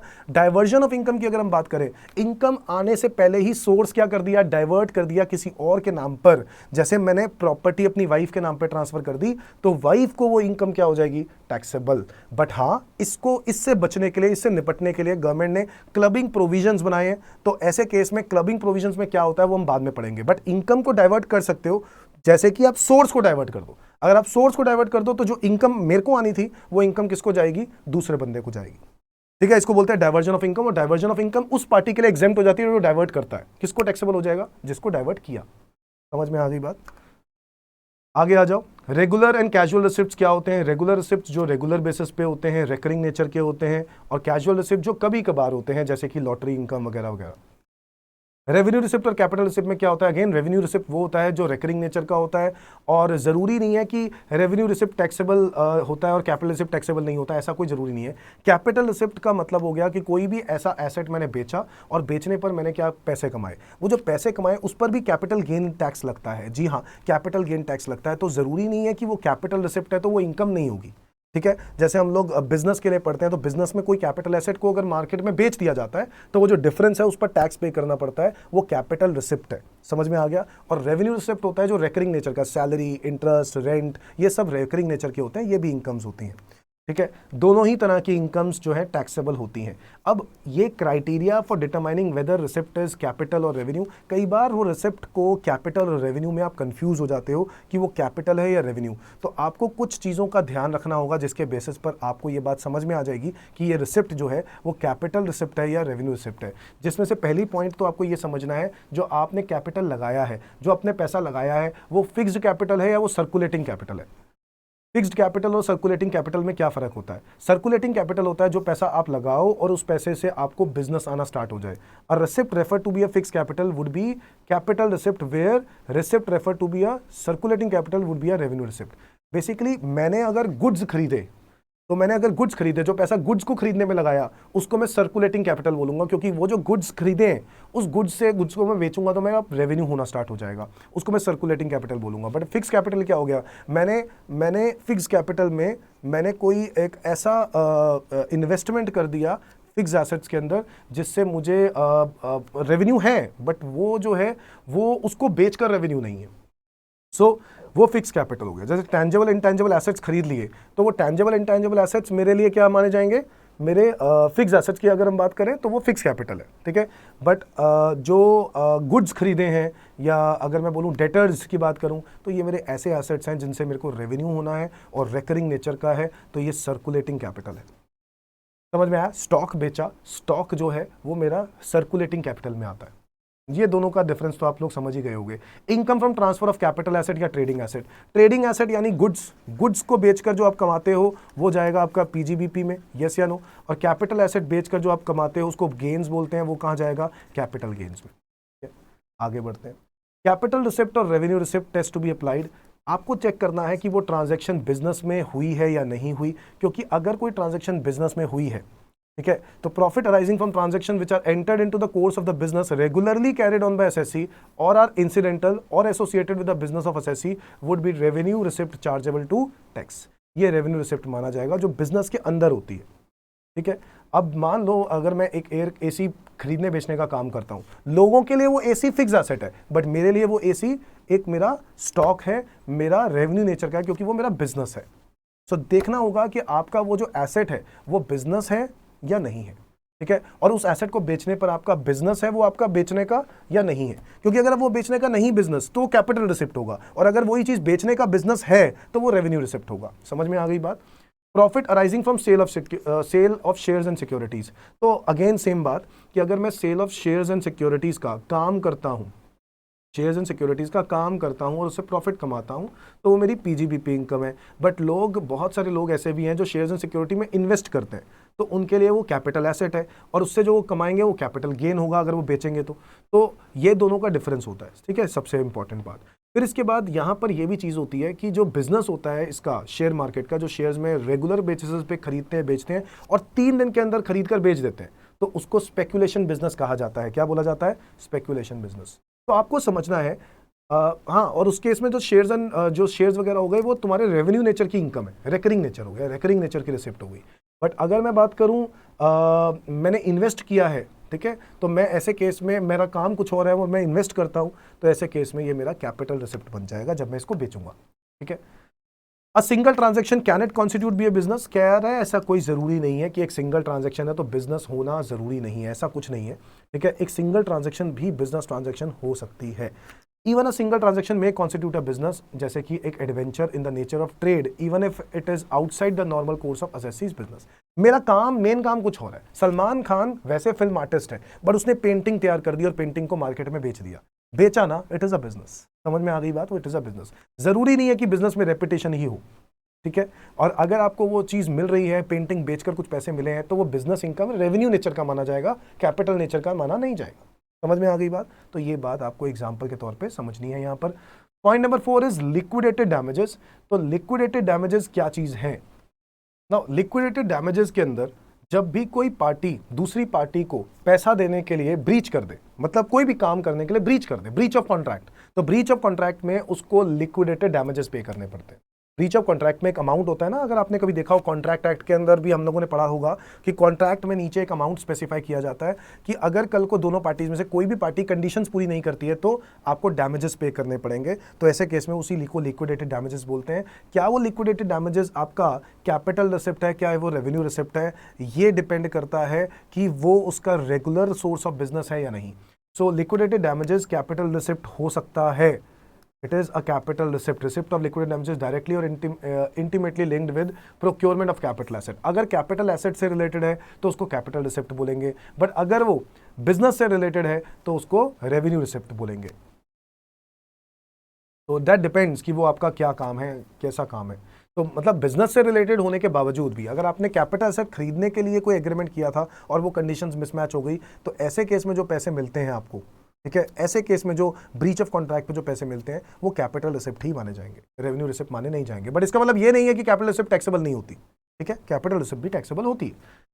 कॉम्पेंसेशन और टर्मिनेशन ऑफ एजेंसी, वही फ्रेंचाइजी के साथ हमारा कोई कॉन्ट्रैक्ट है और अगर वो कोई टर्मिनेट हो जाती है, मैंने कुछ टर्मिनेट कर दिए, कुछ कंडीशंस मैंने मैच नहीं करी, एजेंट ने काम ढंग से नहीं किया, तो मैंने एजेंट के ऊपर केस कर दिया ब्रीच ऑफ कॉन्ट्रैक्ट का और उसके पैसे लिए, ठीक है। ये भी अगेन एक इनकम है और ये बिजनेस इनकम मानी जाएगी क्योंकि ये बिजनेस से कनेक्टेड है, ठीक है। प्रिंसिपल और एजेंट का एक कॉन्ट्रैक्ट और ब्रीच होने पर मैंने उसको अगर मैंने ब्रीच किया तो मैं उसको पैसे दूंगा, अगर उसने ब्रीच किया तो वो मुझे पैसा देगा। गिफ्ट्स की बात करें तो gifts are always a capital receipt in the hands of recipient. कुछ ऐसे गिफ्ट्स हैं जो आपकी कैपिटल रिसिप्ट में ही, gift constitute capital receipt in the hands of recipient, however certain gifts are bought within the purview of income tax. कुछ gift income tax के अंदर आते हैं। याद है हम लोगों ने अदर सोर्सेज चैप्टर में पढ़ा होगा कि 50,000 रुपए से ज्यादा का अगर गिफ्ट होता है तो आपको वो टैक्सेबल होगा, अगर उससे कम होता है तो वो एग्जेम्प्ट होगा। तो गिफ्ट इनकम भी टैक्सेबल होती है under the head other sources. Due basis, receipt basis, ये कॉन्सेप्ट जानना भी बहुत जरूरी है। देखो ड्यू बेसिस और रिसिप्ट बेसिस आपको जानना है, जो आपको पैसे मिल रहे हैं वो ड्यू बेसिस पर मिलते हैं या रिसिप्ट बेसिस पर। देखो ये एक इनकम की अगर हम बात करें ना, कि हम लोग पीजीबीपी की बात करें या अदर सोर्सेस चैप्टर की बात करें, तो इन दो चैप्टर्स के अंदर हम लोग बात करते हैं मर्केंटाइल अकाउंटिंग की, mercantile accounting as well as receipt basis. मतलब ये डिपेंड करेगा असेसी के ऊपर, वो इन दोनों में से कौन सा ऑप्शन चुनता है। अगर बिजनेस की बात करें तो वहां पर भी ऑप्शन लेने का है कि कोई भी ऑप्शन ले सकता है। रिसिप्ट बेसिस पे करना है तो आप अपनी अकाउंटिंग रिसिप्ट बेसिस पे करो, तो आप टैक्स भी रिसिप्ट बेसिस पे देना। मतलब रिसिप्ट बेसिस का मतलब होती है जितनी इनकम आएगी वही इनकम टैक्सेबल हो जाएगी। क्या मर्केंटाइल के अंदर क्या होता है, ड्यू बेसिस पे भी इनकम मान ली जाती है। मतलब अगर मैंने गुड्स को क्रेडिट पर भी बेचा तो वो जो क्रेडिट सेल है वो इनकम है और उस इनकम पर भी टैक्स पे करो, ठीक है। तो ये सब चीजें ये बहुत बड़ा सवाल है कि ड्यू बेसिस पे आप अपनी अकाउंटिंग कर रहे हो या रिसिप्ट बेसिस पर आप अपनी अकाउंटिंग कर रहे हो, मेथड ऑफ अकाउंटिंग, ठीक है, वो आपको डिसाइड करना होता है ना। समझ में आ गई बात? तो ये बहुत बातें जो हैं वो इंपॉर्टेंट थी किस चीज को समझने के लिए, रिसिप्ट, रेवेन्यू रिसिप्ट और कैपिटल रिसिप्ट को समझने के लिए। समझ में आ गई बात?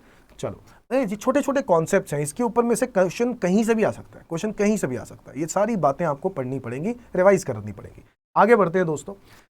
As per normal rule of income tax, हमें पता है कि प्रीवियस ईयर की इनकम पे टैक्स वैसे तो कब जाता है, असेसमेंट ईयर में जाता है। हम असेसमेंट ईयर में रिटर्न भरते हैं ना, उस वक्त हम लोग इनकम टैक्स डिपार्टमेंट को सब कुछ शो करते हैं। बट कुछ ऐसे सिनारियोज हैं जहां पे प्रीवियस ईयर की इनकम पे टैक्स प्रीवियस ईयर में लग जाता है। सेक्शन याद करें 172, 174, 174A, 175, 176। ये सिचुएशंस ऐसी हैं जहां प्रीवियस ईयर की इनकम पे टैक्स प्रीवियस ईयर में ही लग जाता है। तो 172 हो गया नॉन रेजिडेंट शिपिंग बिजनेस, जिस दिन बिजनेस जो है वो शिपिंग बिजनेस है और यहाँ से कैरी करके पैसेंजर्स और फ्रेट को, पैसेंजर्स को और गुड्स को अगर आप वापस अपने देश में जा रहे हो और नॉन रेजिडेंट शिपिंग बिजनेस हो, तो कैप्टन ऑफ द शिप के ऊपर एक ऑब्लिगेशन होती है, भाई साहब आप जिस डेट पे भी जा रहे हो प्रीवियस ईयर में, उस डेट पर अपनी इनकम टैक्स पे करके जाओ, इनकम रिटर्न वगैरह भर के जाओ। ठीक है, हम अगले साल आपकी वेट नहीं करेंगे। सो गवर्नमेंट ने बोला नॉन रेजिडेंट शिपिंग बिजनेस के केस में सेक्शन 172 के अंदर कि ये प्रीवियस ईयर के इनकम पे टैक्स प्रीवियस ईयर में ही लग जाएगा। पर्सन लिविंग इंडिया, कोई पर्सन इंडिया छोड़ के जा रहा है हमेशा के लिए और उसके आने के चांसेस नजर नहीं आते, तो अगर ये बात इनकम टैक्स डिपार्टमेंट को, इनकम टैक्स ऑफिसर को पता चलती है, तो ऐसे केस में ये बात बोली जाती है when it appears in the hand in the when it appears to the assessing officer, जब उसको लगे, शक होने पर भी वो क्या कह सकता है कि प्रीवियस ईयर की इनकम पे टैक्स प्रीवियस ईयर में देखे जाओ। फिर इसके बाद dissolution of AOP BOI 174A अगर कोई एओपी बीओआई कोई पर्टिकुलर डेट पे जाकर डिसॉल्व हो रही है, तो उस डेट से लेकर 1 अप्रैल से लेकर उस डेट पर, जिस डेट पे डिसॉल्व हो रही है, उस पीरियड की इनकम पे टैक्स उसी साल में लगा दिया जाए। ट्रांसफर और सेल ऑफ एसेट, अगर कोई एसेट से किराया आ रहा था, कोई रेंटल इनकम आ रही थी और वो एसेट ड्यूरिंग द ईयर बेच दिया किसी और को, तो उस डेट से लेकर 1 अप्रैल से लेकर उस डेट पर, जिस डेट पर एसेट को बेचा गया, उस डेट पर जितना भी इनकम हुई है उस इनकम पे टैक्स उसी साल में लगा दिया जाए उस प्रीवियस ओनर के ऊपर। डिसकंटिन्यूड बिजनेस, अगर कोई बिजनेस ड्यूरिंग द ईयर बंद हो रहा है, तो ऐसे केस में 1 अप्रैल से लेकर जिस डेट पे बंद हो रहा है उस डेट के पीरियड के ऊपर जो इनकम है उस पर टैक्स प्रीवियस ईयर में ही लगा दिया जाए। 172, 174, 174A, 175, 176 मेरे साथ साथ बोलेंगे। 172 हो गया नॉन रेजिडेंट शिपिंग बिजनेस, 174 हो गया पर्सन लिविंग इंडिया, 174A हो गया डिसोल्यूशन ऑफ एओपी बीओआई, 175 हो गया ट्रांसफर और सेल ऑफ एसेट एंड 176 हो गया डिसकंटिन्यूड बिजनेस। तो ये एक्सेप्शंस है कि जहां पे प्रीवियस ईयर की इनकम पे टैक्स असेसमेंट ईयर में लगता है, बड़ी एक्सेप्शंस है कि प्रीवियस ईयर की इनकम पे टैक्स प्रीवियस ईयर में ही लग जाता है। आगे बढ़ते हैं दोस्तों, previous year for undisclosed source of income, बड़ा ही इंपॉर्टेंट है। ठीक है, यहाँ पे बच्चे गलती कर जाते हैं, बच्चे पढ़ते नहीं है इसको, और ये एमसीक्यूज के लिए बड़ा इंपॉर्टेंट होता है। Previous year for undisclosed source of income, होता क्या है कि कई बार हम इनकम्स नहीं दिखा पाते, हम छुपाते हैं क्योंकि हम लोगों ने गलत तरीकों से इनकम कमाई है। तो ऐसे केस में अगर गवर्नमेंट आपकी इनकम को पकड़ ले, अगर असेसिंग ऑफिसर को शक होता है या किसी ने उसको बताया कि आपके पास कुछ इनकम्स हैं, तो ऐसे केस में उस इनकम पर टैक्स लगता है। हम इसको छापे वाली इनकम बोलते हैं। ठीक है, जैसे कि आपके अकाउंट में कुछ कैश क्रेडिट हुआ, सेक्शन 68, इसमें सेक्शन कौन कौन से आते हैं? 68, 69, 69A, 69B, 69C, 69D, ये सेक्शन याद करेंगे 68 से लेकर 69D। ठीक है, ये जो 68 है ये कैश क्रेडिट के बारे में बात करता है। अगर आपके अकाउंट में किसी ने कैश दे दिया तो गवर्नमेंट कह रहा है कि भैया कौन दे गया, कौन है ये अनजान आदमी, हमारे अकाउंट में तो नहीं आता, तो कैश क्रेडिट हो गया और इसकी आपने कोई सेटिस्फैक्ट्री एक्सप्लेनेशन नहीं दी, तो ऐसे केस में वो आपकी इनकम मान ली जाएगी और उस इनकम पर क्या लगा दिया जाएगा? टैक्स लगा दिया जाएगा। और वो भी पता है कौन से वाला रेट, हैरान हो जाओगे, 60% का टैक्स रेट प्लस 25% का सरचार्ज ऑन 60, सरचार्ज होता है टैक्स ऑन टैक्स, तो 25% ऑन 60 यानी 15, टोटल कितना हो गया? 75, और उसके ऊपर 4% का सेस, 75 के ऊपर हो गया 3, टोटल हो गया 78%, 78% का टैक्स लग जाएगा, 22% आपके लिए छोड़ दिया जाएगा, जाओ ऐश करो।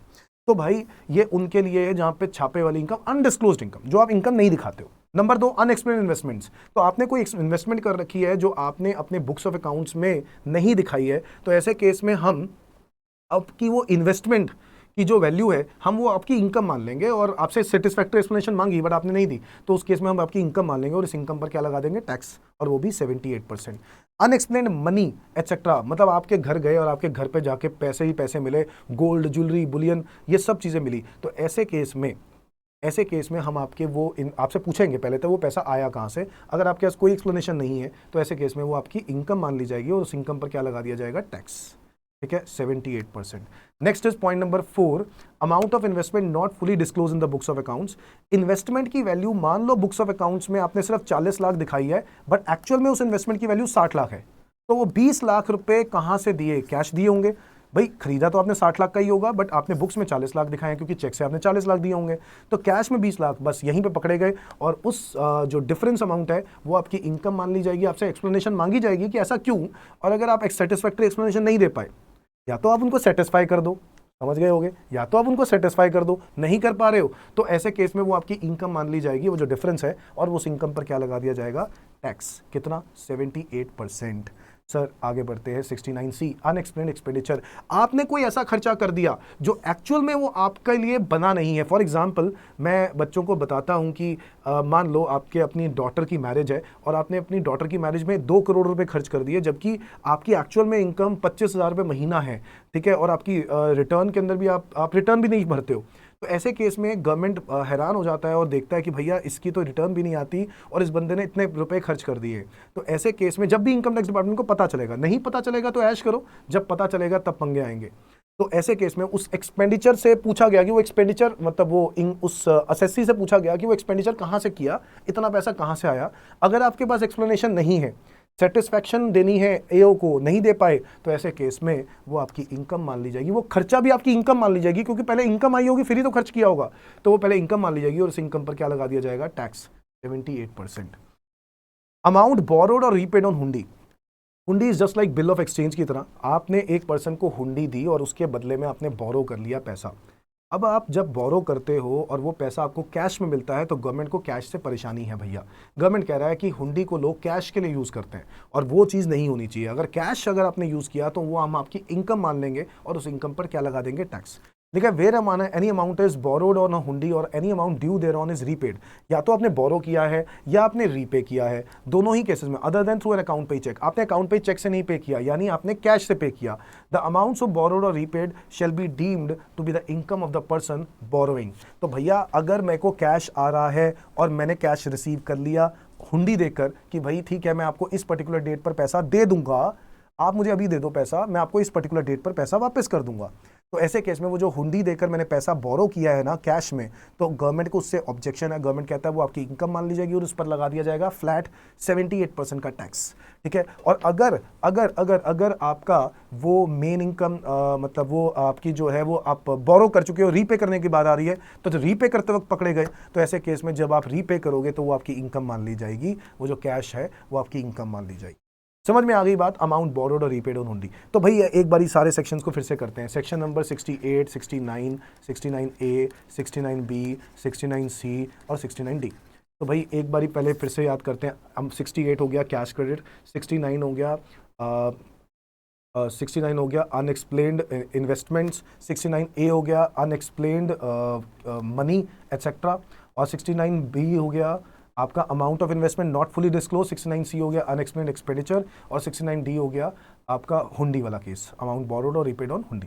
तो ये 6 के 6 सेक्शंस बड़े ही इंपॉर्टेंट हैं और इन पे क्लियरली बोला जाता है कि इन सारे सेक्शंस पे इतना टैक्स लगता है। तो टोटल कितना लग जाता है, 78%। समझ में आ गई बात। आ जाओ अगले टॉपिक पे बढ़ते हैं दोस्तों। इनकम टैक्स के लॉ के सोर्सेज क्या है। तो इनकम टैक्स लॉ के सोर्सेज क्या है, इनकम टैक्स लॉ बना कैसे है। तो भाई सबसे पहले तो इनकम टैक्स एक्ट आ जाता है, फिर फाइनेंस एक्ट आ जाता है, फिर सर्कुलर नोटिफिकेशन आ जाते हैं, फिर सुप्रीम कोर्ट की जजमेंट्स आ जाती हैं, फिर हाई कोर्ट के जजमेंट्स आ जाती हैं, फिर इसके अलावा इनकम टैक्स के रूल्स भी होते हैं जो सीबीडीटी बनाती है, और सीबीडीटी को पावर मिलती है सेक्शन 295 में। याद हो गया, income tax act 1961, income tax rules 1962 जो कि सीबीडीटी बनाता है, फिर इसके बाद फाइनेंस एक्ट, जो फाइनेंस एक्ट के अंदर मैंने आपको शेड्यूल 1 के अंदर 4 पार्ट्स बताए थे, याद आ रहा है। फिर इसके बाद आ जाता है number 4 circular notification, number 5 high court के डिसीजन, नंबर 6 सुप्रीम कोर्ट के डिसीजन। ये भी कानून माने जाते हैं, यस या नो। तो ये भी क्वेश्चन बड़ा इंपॉर्टेंट है भाई। आगे आ जाओ। ग्रॉस टोटल इनकम क्या होता है ना, ग्रॉस टोटल इनकम है sum of all heads of income. हमारे 5 तरह की इनकम्स होती हैं। सैलरी जब हम जॉब करते हैं, हाउस प्रॉपर्टी जब हम प्रॉपर्टी को किराए पर देते हैं, बिजनेस या प्रोफेशन करते हैं तो पीजीबीपी, और अगर हम लोग कैपिटल एसेट को बेचते हैं तो जो डिफरेंस अमाउंट आता है हमारा, जो कॉस्ट और सेलिंग प्राइस में, उसको कैपिटल गेन बोलते हैं। और अदर सोर्सेज, अगर हमारे पहले 4 हेड में कोई इनकम कवर नहीं होती तो वो 5वें हेड में जाती है, विच इज अदर सोर्सेज। तो हमारी 5 तरह की इनकम्स पर लगता है टैक्स। ग्रॉस टोटल इनकम तो हो गया। Next is tax planning, tax evasion, tax avoidance और टैक्स मैनेजमेंट में क्या फर्क है। देखो मैंने चारों नाम बहुत सिमिलर हैं, सिनोनियम है, एक दूसरे का रिलेट करते हुए लगते हैं बट है नहीं। तो टैक्स प्लानिंग और इवेजन में क्या फ़र्क है। प्लानिंग का मतलब है जब आप लीगल तरीके से इनकम टैक्स के कानून को यूज़ करते हो, जैसे कि आप सेक्शन 80C से लेकर 80U का फ़ायदा उठाते हो, तो वो लीगल तरीका है, इसको बोलते हैं टैक्स प्लान करना। टैक्स प्लान करना। टैक्स इवेड करना इज टैक्स की चोरी करना, जब आप इलीगल तरीके से टैक्स की लायबिलिटी को कम करना चाहते हो, जब आप कैश नहीं, जब मान लो आपकी इनकम कैश में आ रही है तो आप शो नहीं करते हो, तो वो टैक्स इवेजन है, आप चोरी कर रहे हो। टैक्स अवॉइडेंसेस, जब आप इनकम टैक्स के लूप होल्स का फायदा उठाते हो, इनकम टैक्स के लूप होल्स का फायदा उठाते हो, इनकम टैक्स एक्ट के अंदर जहां जहां पे कानून में कुछ कमी है, उस कमियों का फायदा उठा के आप उसके बेनिफिट्स लेते हो। जैसे क्लबिंग ऑफ इनकम में भी बहुत सारे लोग बेनिफिट लेते हैं।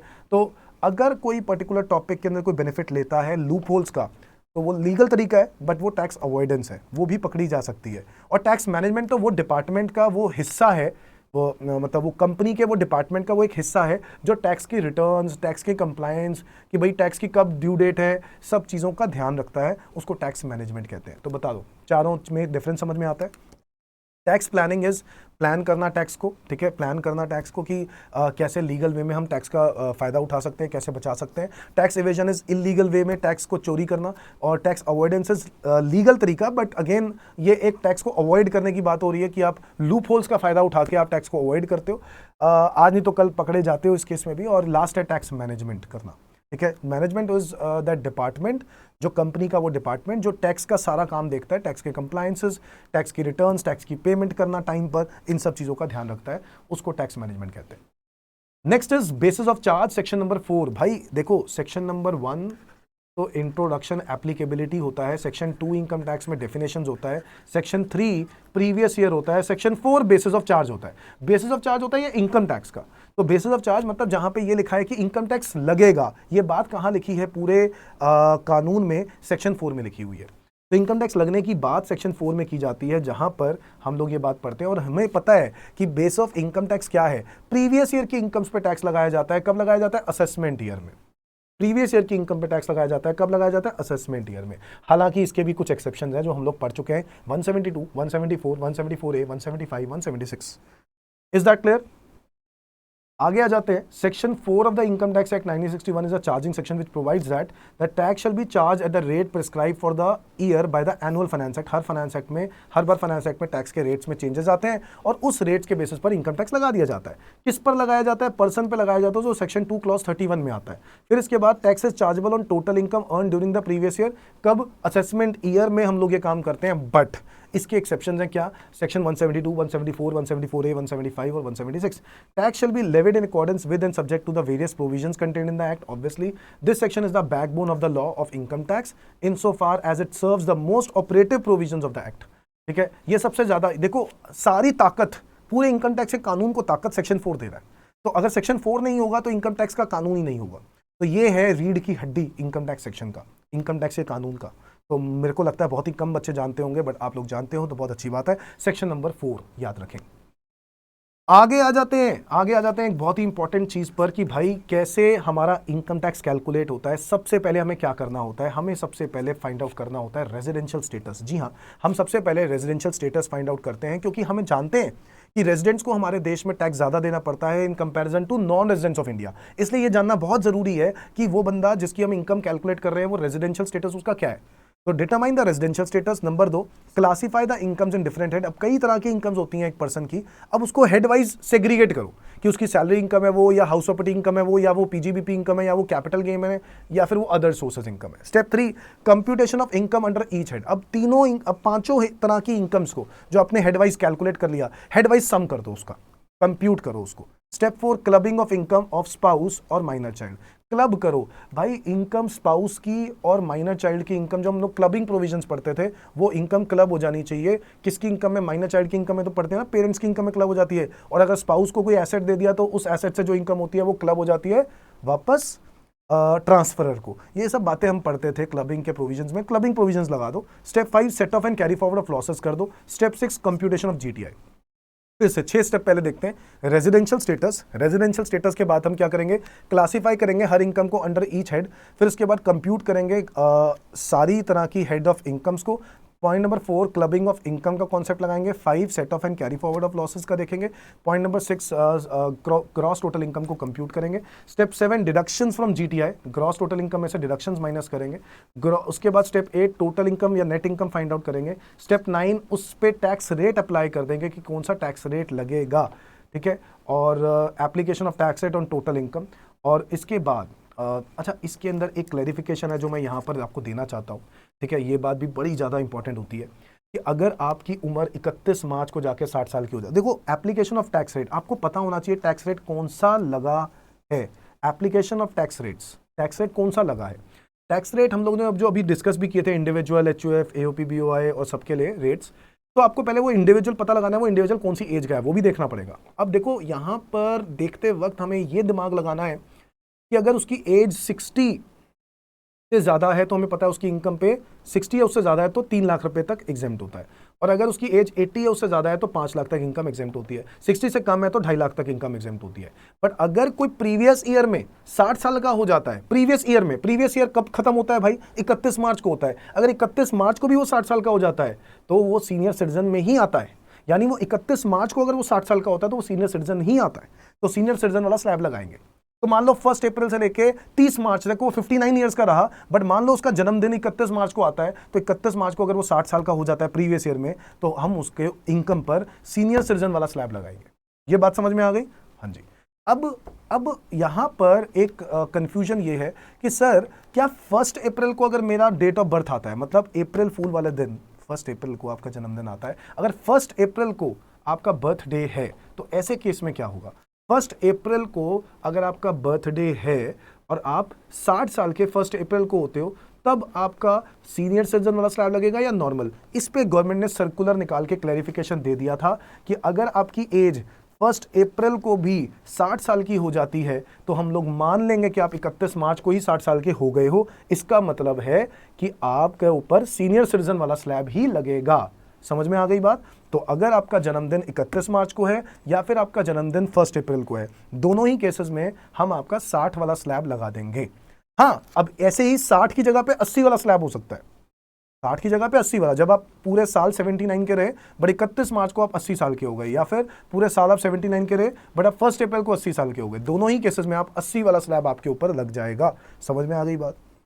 ये क्लैरिफाई करना भी बहुत जरूरी था। स्टेप 10, टैक्स निकालने के बाद अब आपने क्या करना है? सरचार्ज लगाना है या फिर रिबेट होगा। रिबेट होता है जब आपकी इनकम रेजिडेंट इंडिविजुअल की 5 लाख रुपए तक की होती है, उनके लिए रिबेट होता है 12,500 रुपये, याद आ रहा ना?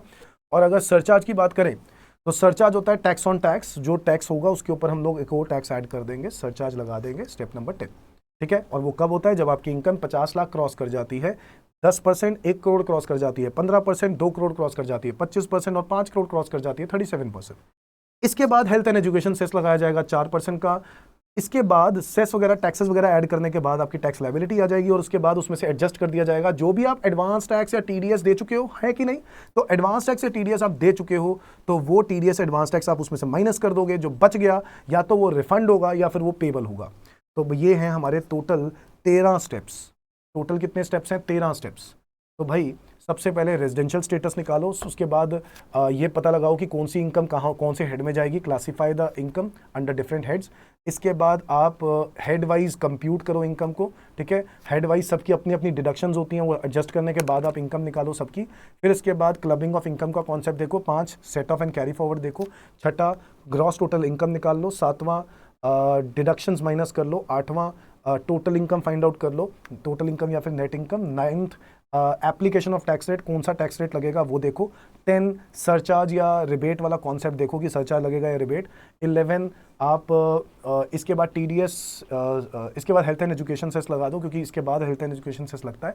उसके बाद आप चेक करो एडवांस टैक्स या टीडीएस अगर आपका है तो वो आप माइनस कर दो, जो बच गया वो पेबल बन जाएगा या रिफंडेबल बन जाएगा। समझ में आ गई बात? ये हो गया खत्म। लास्ट में एक कॉन्सेप्ट रह गया, मैक्सिमम मार्जिनल रेट और एवरेज रेट ऑफ टैक्स, दोनों में क्या फर्क होता है? मैक्सिमम मार्जिनल रेट गवर्नमेंट कहता है उसका होता है जो इंडिविजुअल एचयूएफ एओपी बीओआई के केस में हाईएस्ट रेट ऑफ टैक्स होता है, which is 30%। Highest rate of tax कितना होता है? 30%। इसी को मैक्सिमम मार्जिनल रेट बोलते हैं। समझ में आ गई बात? इसको मैक्सिमम मार्जिनल रेट बोलते हैं। और एवरेज रेट ऑफ टैक्स क्या होता है? अगर मैंने 10 लाख रुपए की इनकम पे, अगर मैंने 10 लाख रुपए की इनकम पे 1 लाख रुपए का टैक्स पे कर रहा हूं, ठीक है, या फिर मैं उल्टा कह दूं 1 लाख रुपए का टैक्स पे कर रहा हूं क्योंकि मेरी आज कितने की इनकम है? 10 लाख की इनकम है, तो इसका मतलब है मेरा जो टैक्स का रेट है वो क्या है? टैक्स का रेट हुआ 10 रुपए की इनकम पर 1 रुपए का टैक्स, यानी 10 पैसा। ये एक एवरेज आ गया कि हर एक इंसान आज के टाइम पर 10 पैसा टैक्स पे करता है। जो 10 लाख कमाता है वो 1 लाख रुपए का टैक्स पे कर रहा है। तो basically 10%, 10% will be the tax rate, average rate of tax एक इंडिविजुअल के लिए, ठीक है। तो ये क्या होता है जब हम कोई इंटर कंट्री कंपैरिजन, ये क्यों आए स्कीम्स, ये कॉन्सेप्ट क्यों है? क्योंकि जब हम इंटर कंट्री कंपैरिजन करते हैं दूसरी कंट्री के साथ कंपैरिजन, तो वहां के हम एवरेज रेट पता लगाते हैं और वहां के मैक्सिमम मार्जिनल रेट भी पता लगाते हैं कि कितना वहां पे हाईएस्ट रेट ऑफ टैक्स है और वहां पे एवरेज रेट एक इंडिविजुअल को कितना टैक्स पे करना पड़ता है। एवरेज रेट कैसे निकालोगे? तो tax divided by income, tax divided by income, वो एक एवरेज रेट ऑफ टैक्स आ जाता है। नेक्स्ट ये है हमारा भाई पहला चैप्टर जो इंट्रोडक्शन टू इनकम टैक्स के अंदर मैं बातों बढ़ाता हूँ। ये सारी बातें मैं आपके साथ डिस्कस करता हूँ। इसके अंदर ये MCQs हैं। आगे बढ़ जाते हैं चैप्टर नंबर 2 की तरफ। तो आई होप आप लोगों ने कर लिए होंगे, ठीक है। ये अच्छा, इसके अंदर और भी चीज़ें मैं सेक्शंस लिखवाता हूँ, रिवीजन करवाता हूँ। 288A हो जाएगा टोटल इनकम का राउंड ऑफ, याद आ रहा है, to the nearest 10 rupee. Total income का round off to the nearest 10 rupee. Tax liability का round off to the nearest 10 rupee 288B होता है। 87A होता है रिबेट। सर्कुलर नोटिफिकेशन होता है 119, सर्कुलर एंड नोटिफिकेशन। 295 होता है CBDT के power to frame rules frame करने के लिए। और फिर 2 क्लॉज 31 होता है पर्सन। 2 क्लॉज 7 होता है असेसी, ठीक है। 28 होता है असेसमेंट। 29 होता है असेसमेंट ईयर। 2 क्लॉज 34 होता है प्रीवियस ईयर। 2 क्लॉज 24 होता है इनकम। 68 होता है कैश क्रेडिट्स। 69 होता है अनएक्सप्लेन्ड इन्वेस्टमेंट्स। 69A होता है अनएक्सप्लेन्ड मनी। 69B होता है amount not fully disclosed, amount not fully disclosed as investment, जब आप फुली डिस्क्लोज नहीं करते हो, पूरा डिस्क्लोज नहीं करते हो। 69C हो गया अनएक्सप्लेन्ड एक्सपेंडिचर, अनएक्सप्लेन्ड एक्सपेंडिचर। और 69D हो गया, 69D सेक्शन हो गया आपका हुंडी, amount borrowed or repaid on हुंडी। देखो याद तभी होगा जब आप ये सभी चीजें ऐसे ही लिख लोगे, एक जगह पे लिख लो, याद हो जाएगा, I guarantee you. 172 non resident shipping business, non resident shipping business. Section 174 person living India, मैं बता चुका हूं इसलिए मैं शॉर्ट फॉर्म में लिख रहा हूं। 174A डिसोल्यूशन ऑफ AOP और BOI, डिसोल्यूशन ऑफ AOP और BOI। फिर 175 हो गया ट्रांसफर और सेल ऑफ एसेट, ट्रांसफर और सेल ऑफ एसेट, ठीक है। 176 हो गया डिसकंटिन्यूड बिजनेस, डिसकंटिन्यूड बिजनेस। जब हम बात करते हैं सेक्शन 4 की, तो सेक्शन 4 हो जाता है basis of charge of income tax, basis of charge of income tax. समझ में आ गया बच्चों? तो ये है इंट्रोडक्शन का चैप्टर रिवाइज आपके लिए, आप लोगों ने अच्छे से कर लिया। अब आप क्या करो, रेजिडेंशियल स्टेटस को स्टार्ट करो। तो भाई इंट्रोडक्शन के बाद आ जाता है रेजिडेंशियल स्टेटस। देखते हैं रेजिडेंशियल स्टेटस में क्या है। रेजिडेंशियल स्टेटस में सेक्शन 6 से लेकर सेक्शन 9 कवर होता है, ठीक है। और 6 से लेकर 9, 6(1) individual, 6(2) HUF, 6(3) company, 6(4) any other person, और 7 income deem to be receive in India, 9 income deem to accrue arise in India. Incidence of tax का सेक्शन 5 आ जाता है। ये जो है सेक्शन कौन सा है? Section number 5। तो रेजिडेंशियल स्टेटस ऑफ असेसी क्यों निकाला जाता है? देखो रेजिडेंशियल स्टेटस ऑफ असेसी इसलिए निकाला जाता है क्योंकि हमें पता है कि रेजिडेंट्स को हमारे देश में टैक्स ज्यादा देना पड़ता है in comparison to non residents of India. ऐसा नहीं है कोई स्लैब में फर्क है, हाँ स्लैब में ये तो फर्क है कि रेजिडेंट्स की 3 कैटेगरीज हैं, नॉन रेजिडेंट के लिए सिर्फ एक ही कैटेगरी है, ये स्लैब में फर्क है। अदरवाइज अगर मैं पहले वाले में भी कंपेयर करूं तो कोई टैक्स रेट में तो कोई फर्क नहीं है, दोनों में ही सेम चीज है। तो फिर क्या फर्क है? रेजिडेंट्स को टैक्स ज्यादा देना क्यों पड़ता है? क्योंकि रेजिडेंट्स को हर तरह की इनकम पे टैक्स इंडिया में देना पड़ता है। हर तरह की इनकम पे टैक्स कहां देना पड़ता है? इंडिया में। मतलब वो कहीं से भी कमाए, ऑस्ट्रेलिया से कमाए, जर्मनी से कमाए, न्यूजीलैंड से कमाए, ब्राजील से कमाए, रशिया से कमाए, आसमान से कमाए या फिर पाताल से कमाए या फिर कमाए अफ्रीका के जंगलों से, टैक्स उसको इंडिया में देना पड़ता है। समझ में आ गया? हम बात कर रहे हैं रेजिडेंट्स की। और नॉन रेजिडेंट्स सिर्फ हमारे देश में टैक्स सिर्फ तभी देते हैं जब इनकम वो या तो कमाते हैं इंडिया से या फिर वो इनकम रिसीव करते हैं इंडिया में। तो इसीलिए हमें ये कंडीशंस देखनी जरूरी है, हमें चेक करना जरूरी है कि वो बंदा इंडिया का रेजिडेंट है या नहीं, क्योंकि उसी के बेसिस पर उसका इनकम टैक्स कैलकुलेट होगा। समझ में आ गई बात? Residential status of individual, section 6(1) जो कहता है रेजिडेंट ऑफ इंडिया कौन होता है।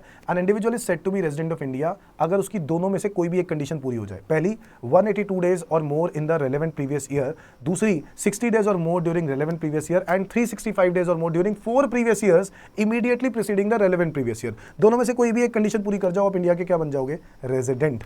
इसके अंदर एक एक्सेप्शन है कि 60 डेज, जो सेकंड कंडीशन में 60 डेज है ना, उसकी जगह 182 आ जाएगा। यानी मतलब फर्स्ट कंडीशन ही रेलेवेंट है, सेकंड कंडीशन रेलेवेंट ही नहीं है एक्सेप्शन केसेस में। अब वो कौन से एक्सेप्शन केसेस हैं? पहला एक्सेप्शन केस, अगर आप इंडिया से बाहर जा रहे हो एम्प्लॉयमेंट पर्पस के लिए, फिर से अगर आप इंडियन सिटीजन हो और इंडिया से बाहर जा रहे हो एम्प्लॉयमेंट पर्पस के लिए, तो आपके लिए सिर्फ एक ही कंडीशन है 182 वाली। नंबर 2, अगर आप इंडियन सिटीजन हो और आप इंडिया से बाहर जा रहे हो as a crew member of Indian ship, तो अगेन आपके लिए 182 डेज वाली ही कंडीशन है। नंबर 3, अगर आप इंडियन सिटीजन हो या फिर आप इंडियन ओरिजिन पर्सन हो और आप इंडिया के अंदर आ रहे हो, बाहर से आप इंडिया में आ रहे हो ऑन अ विजिट, अगर आप सिर्फ विजिट के लिए ड्यूरिंग द ईयर इंडिया में आते हो तो ऐसे केस में आपके लिए 182 डेज वाली कंडीशन देखा जाएगी रेजिडेंशियल स्टेटस को प्रूव करने के लिए। समझ में आ गई बात? तो 3 एक्सेप्शनल केसेस, ये पॉइंट याद रहने चाहिए, जहां पे सिर्फ एक ही कंडीशन लगती है। जब एक्सेप्शंस की बात करते हैं तो एक्सेप्शंस बी और एक्सेप्शन सी भी मैं बता देता हूं, जो कि नया आया था फाइनेंस एक्ट 2020 में, और वो ये है सेक्शन 61A। ये basically deemed resident but not ordinary resident के लिए। अगर गवर्नमेंट कहता है कि किसी ने पहली वाली जो एक्सेप्शंस है वहां पे वो नहीं आता, और पहली वाली एक्सेप्शंस में वो कवर नहीं होता, ठीक है, और 182 60 डेज वाली कंडीशन उसकी मैच नहीं हो रही, तो वो deemed resident but not ordinary resident माना जा सकता है। कब? अगर वो इंडियन सिटीजन है। मैंने फिर से बोल दूं, पहले हम लोग यही चेक करेंगे कि वो इस वाले केसेस में कवर हो रहा है या नहीं हो रहा। अगर वो इस वाले केसेस में कवर नहीं हो रहा और दोनों ही केसेस में वो नॉन रेजिडेंट बन रहा है, कंडीशन मैच नहीं हो रही, तो ऐसे केस में एक्सेप्शंस भी अप्लाई करेंगे। समझ में आ गई बात? और वो सीधा deemed resident but not ordinary resident बन जाएगा अगर वो इंडियन सिटीजन है और उसकी टोटल इनकम 15 लाख रुपए से ज्यादा है। 15 लाख रुपए से ज्यादा है इंडिया से 15 लाख से ज्यादा है, बाहर से नहीं काउंट करना, सिर्फ इंडिया से देखना है। अगर उसकी टोटल इनकम 15 लाख से ज्यादा है, अगर वो इंडियन सिटीजन है, और he is not liable to tax in any other country, किसी और देश में वो टैक्स के लिए लायबल नहीं है, by reason of any domicile or residence any other criteria, किसी भी क्राइटेरिया की वजह से उसको बाहर टैक्स पे करना नहीं पड़ रहा उस 15 लाख रुपए पर, तो ऐसे केस में उसको जो है सीधा resident but not ordinary resident बना दिया जाएगा। याद है, रेजिडेंट की 2 क्लासिफिकेशन होती हैं, आरओआर और एनओआर। सीधा एनओआर बना दिया जाएगा, डीम्ड मान लिया जाएगा।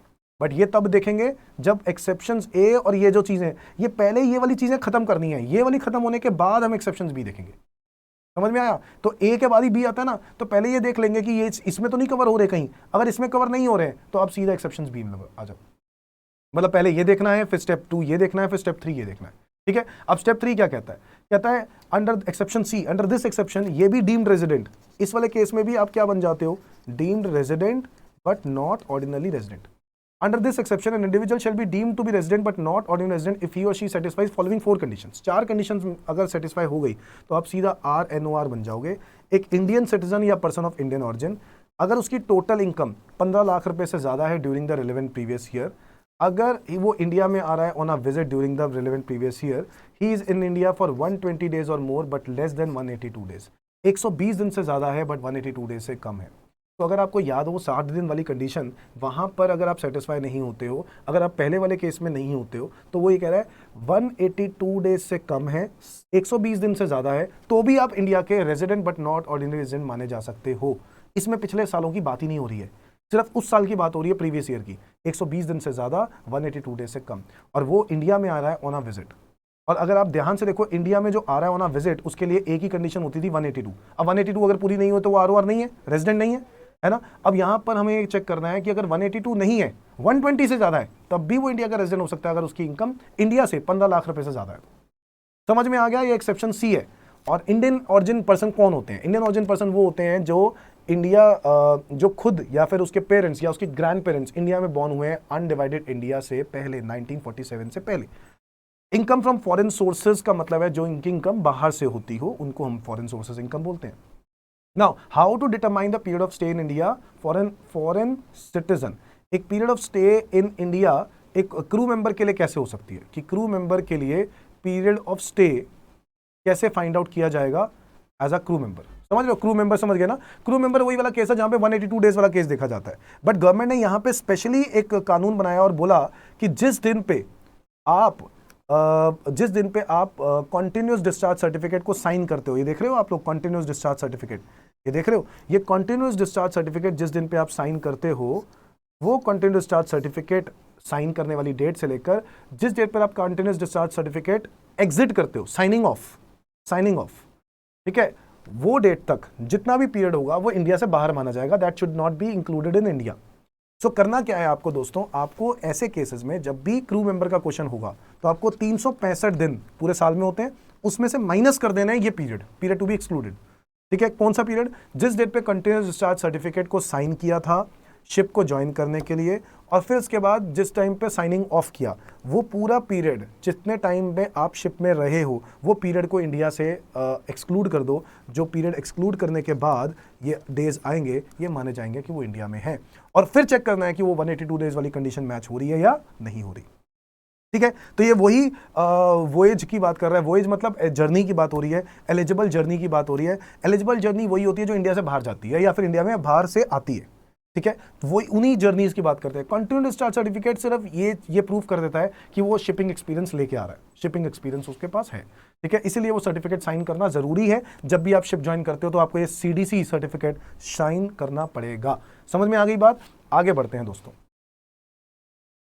Now non resident of India कौन होता है? आप लोग समझ ही गए, दोनों में से कोई भी कंडीशन मैच नहीं होगी तो नॉन रेजिडेंट हो जाएगा। आगे चेक करते हैं ROR कौन होता है। ROR वो होता है जिसकी दोनों की दोनों एडिशनल कंडीशन सेटिस्फाई हो जाती है। तो रेजिडेंट होने के बाद अब चेक करना है कि वो ROR है या नहीं। दो एडिशनल कंडीशन दोनों की दोनों पूरी हो गई तो आप वो ROR बन जाओगे। पहली, 7 सालों में 730 दिन, उस साल को छोड़ के जिस साल में आप ऑलरेडी रेजिडेंट हो। अब अगर आप 2020-21 के लिए निकाल रहे हो और आपने देख लिया कि आप रेजिडेंट हो, अब आपको चेक करना है कि आप ROR हो या आप NOR हो। तो आपको क्या करना है? ROR NOR चेक करने के लिए आपको दो एडिशनल कंडीशंस देखनी है, और दो एडिशनल कंडीशंस अगर सेटिस्फाई हो गई तो आप ROR हो, और दोनों में से कोई भी कंडीशन सेटिस्फाई नहीं हुई तो आप NOR हो। दो कंडीशंस हैं। पहली, 7 सालों में 730 दिन आपका स्टे इंडिया में होना चाहिए, पिछले 7 सालों में, उस साल को छोड़ के जिस साल में आप रेजिडेंट हो। ठीक है, और दूसरी कंडीशन, प्रीवियस ईयर को छोड़ के, मतलब उस प्रीवियस ईयर को छोड़ के पिछले 10 सालों में कोई भी 2 साल आपको रेजिडेंट प्रूव करना है। और रेजिडेंट कैसे प्रूव करते हैं आप लोग जानते हो, वही 182 डेज वाली कंडीशन या 60 डेज वाली कंडीशन। ठीक है, तो अगर आप पिछले 10 सालों में से कोई भी 2 साल रेजिडेंट हो, ठीक है, तो ऐसे केस में हम आपको मान लेंगे कि आप दोनों का अगर कंडीशन सेटिस्फाई कर जाते हो तो हम मान लेंगे कि आप इंडिया के ROR हो, अदरवाइज आप इंडिया के NOR हो।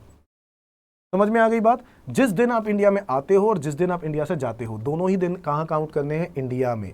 दोनों ही दिन कहां काउंट करने हैं? इंडिया में। Date of arrival and date of departure दोनों ही दिन इंडिया में काउंट करने हैं। अगर आपको लग रहा है रेजिडेंशियल स्टेटस और सिटीजनशिप दोनों एक ही बात है तो गलत सोच रहे हो दोस्तों। रेजिडेंशियल स्टेटस टैक्स निकालने के लिए होता है, ये पता लगाने के लिए कि टैक्स उसको पे करना है या नहीं करना। सिटीजनशिप तो वोटिंग राइट्स हैं।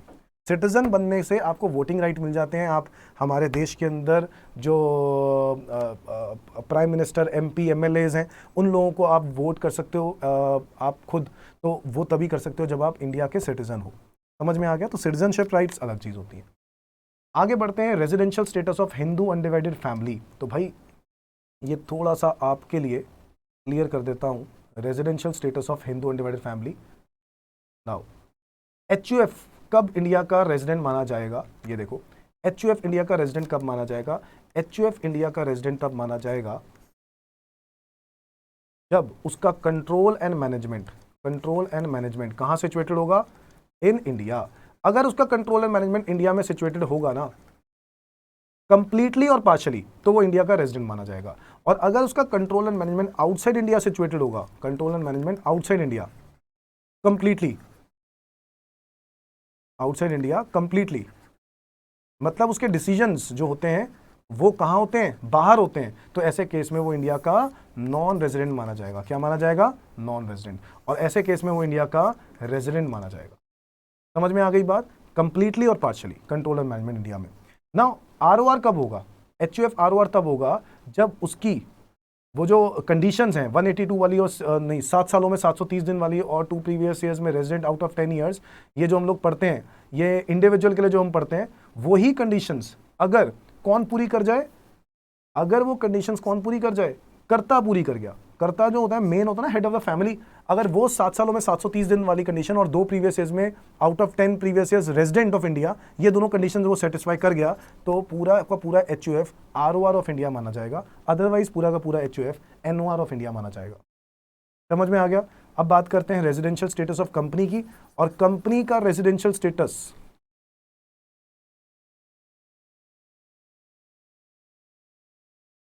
हाँ जी, तो रेजिडेंशियल स्टेटस ऑफ कंपनी में आपको क्या देखना है? कंपनी इंडिया की रेजिडेंट है या नहीं। तो रेजिडेंट होगी कब? जब उसका या तो वो इंडियन कंपनी होगी या फिर उसका POEM, place of effective management, कहाँ सिचुएटेड होगा? इंडिया में।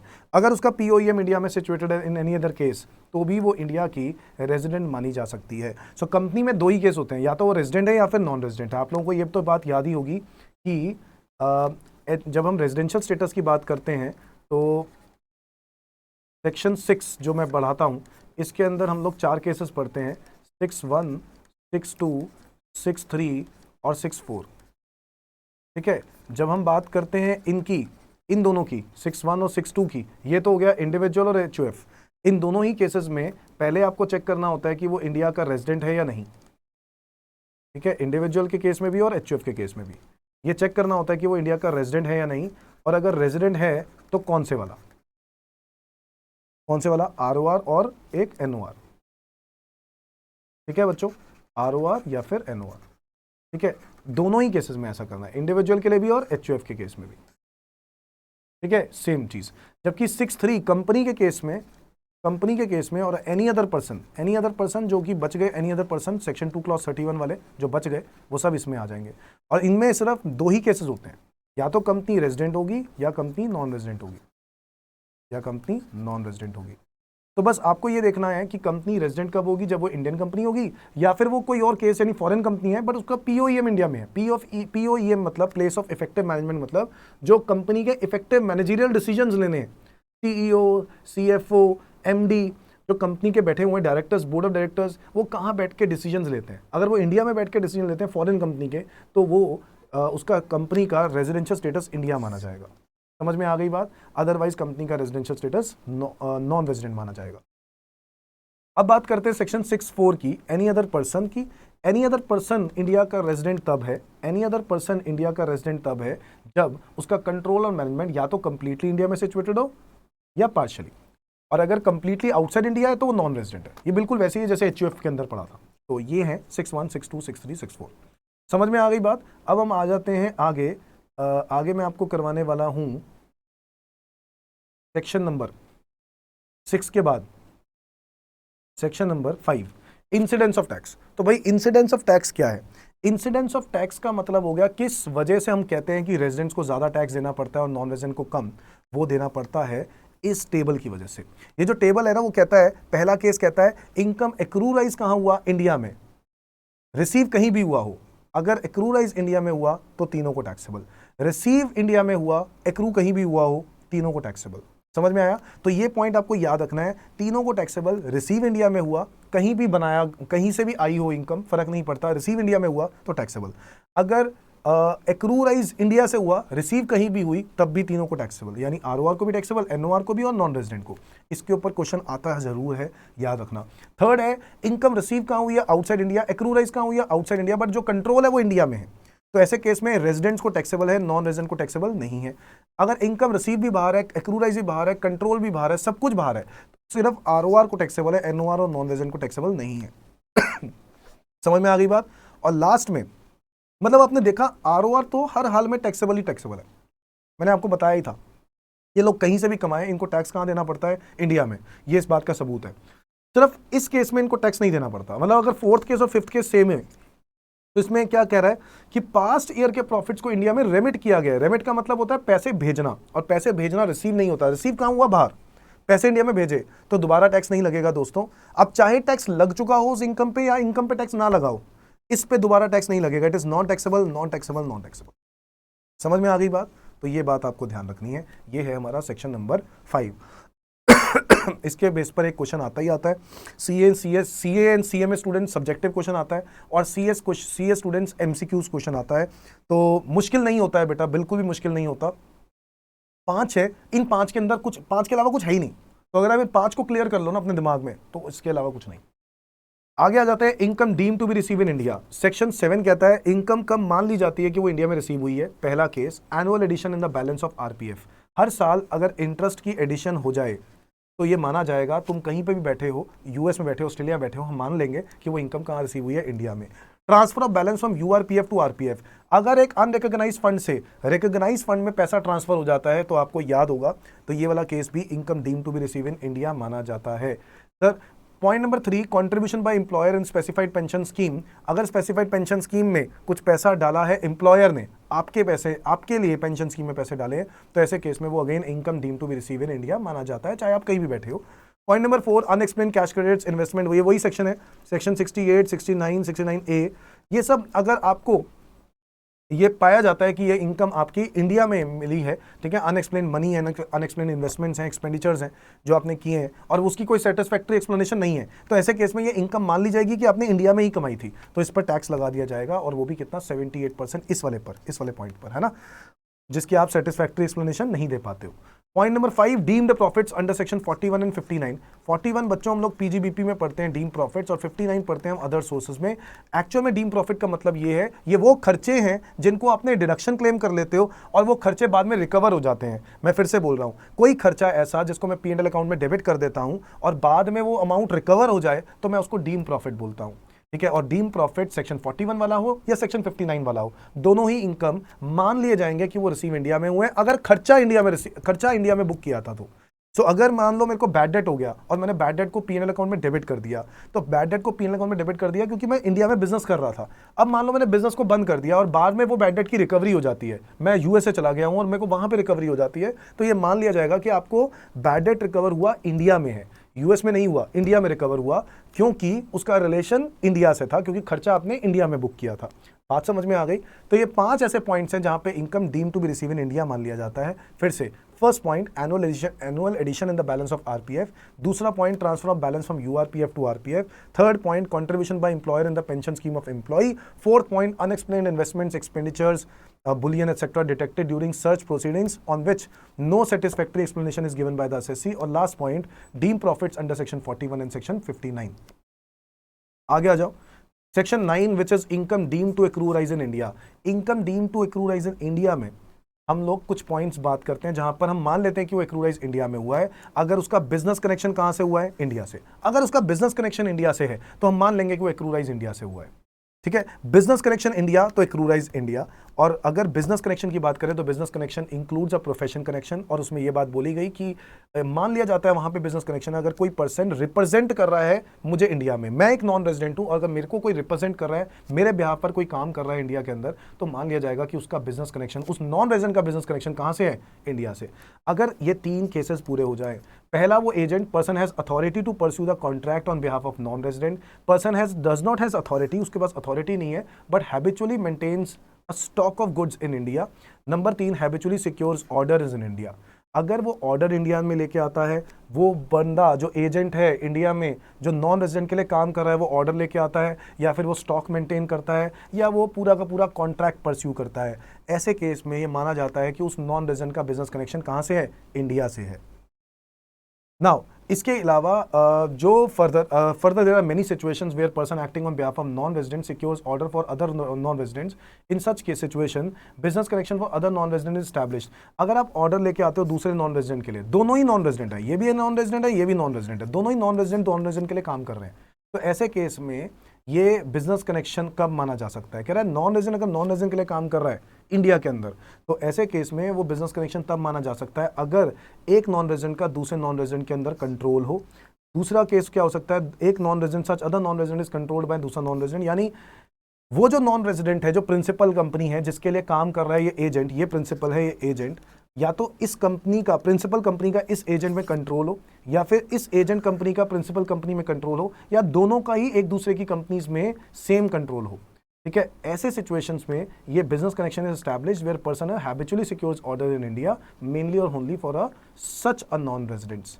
तो ऐसे केस में ये माना जाता है कि वो नॉन रेजिडेंट जो इंडिया में काम कर रहा है, ठीक है, तो माना जाएगा कि उसका बिजनेस कनेक्शन कहाँ से है? इंडिया से। तो वो नॉन रेजिडेंट जो बाहर बैठा है उसका बिजनेस कनेक्शन इंडिया से माना जाता है, ठीक है। समझ में आ गई बात?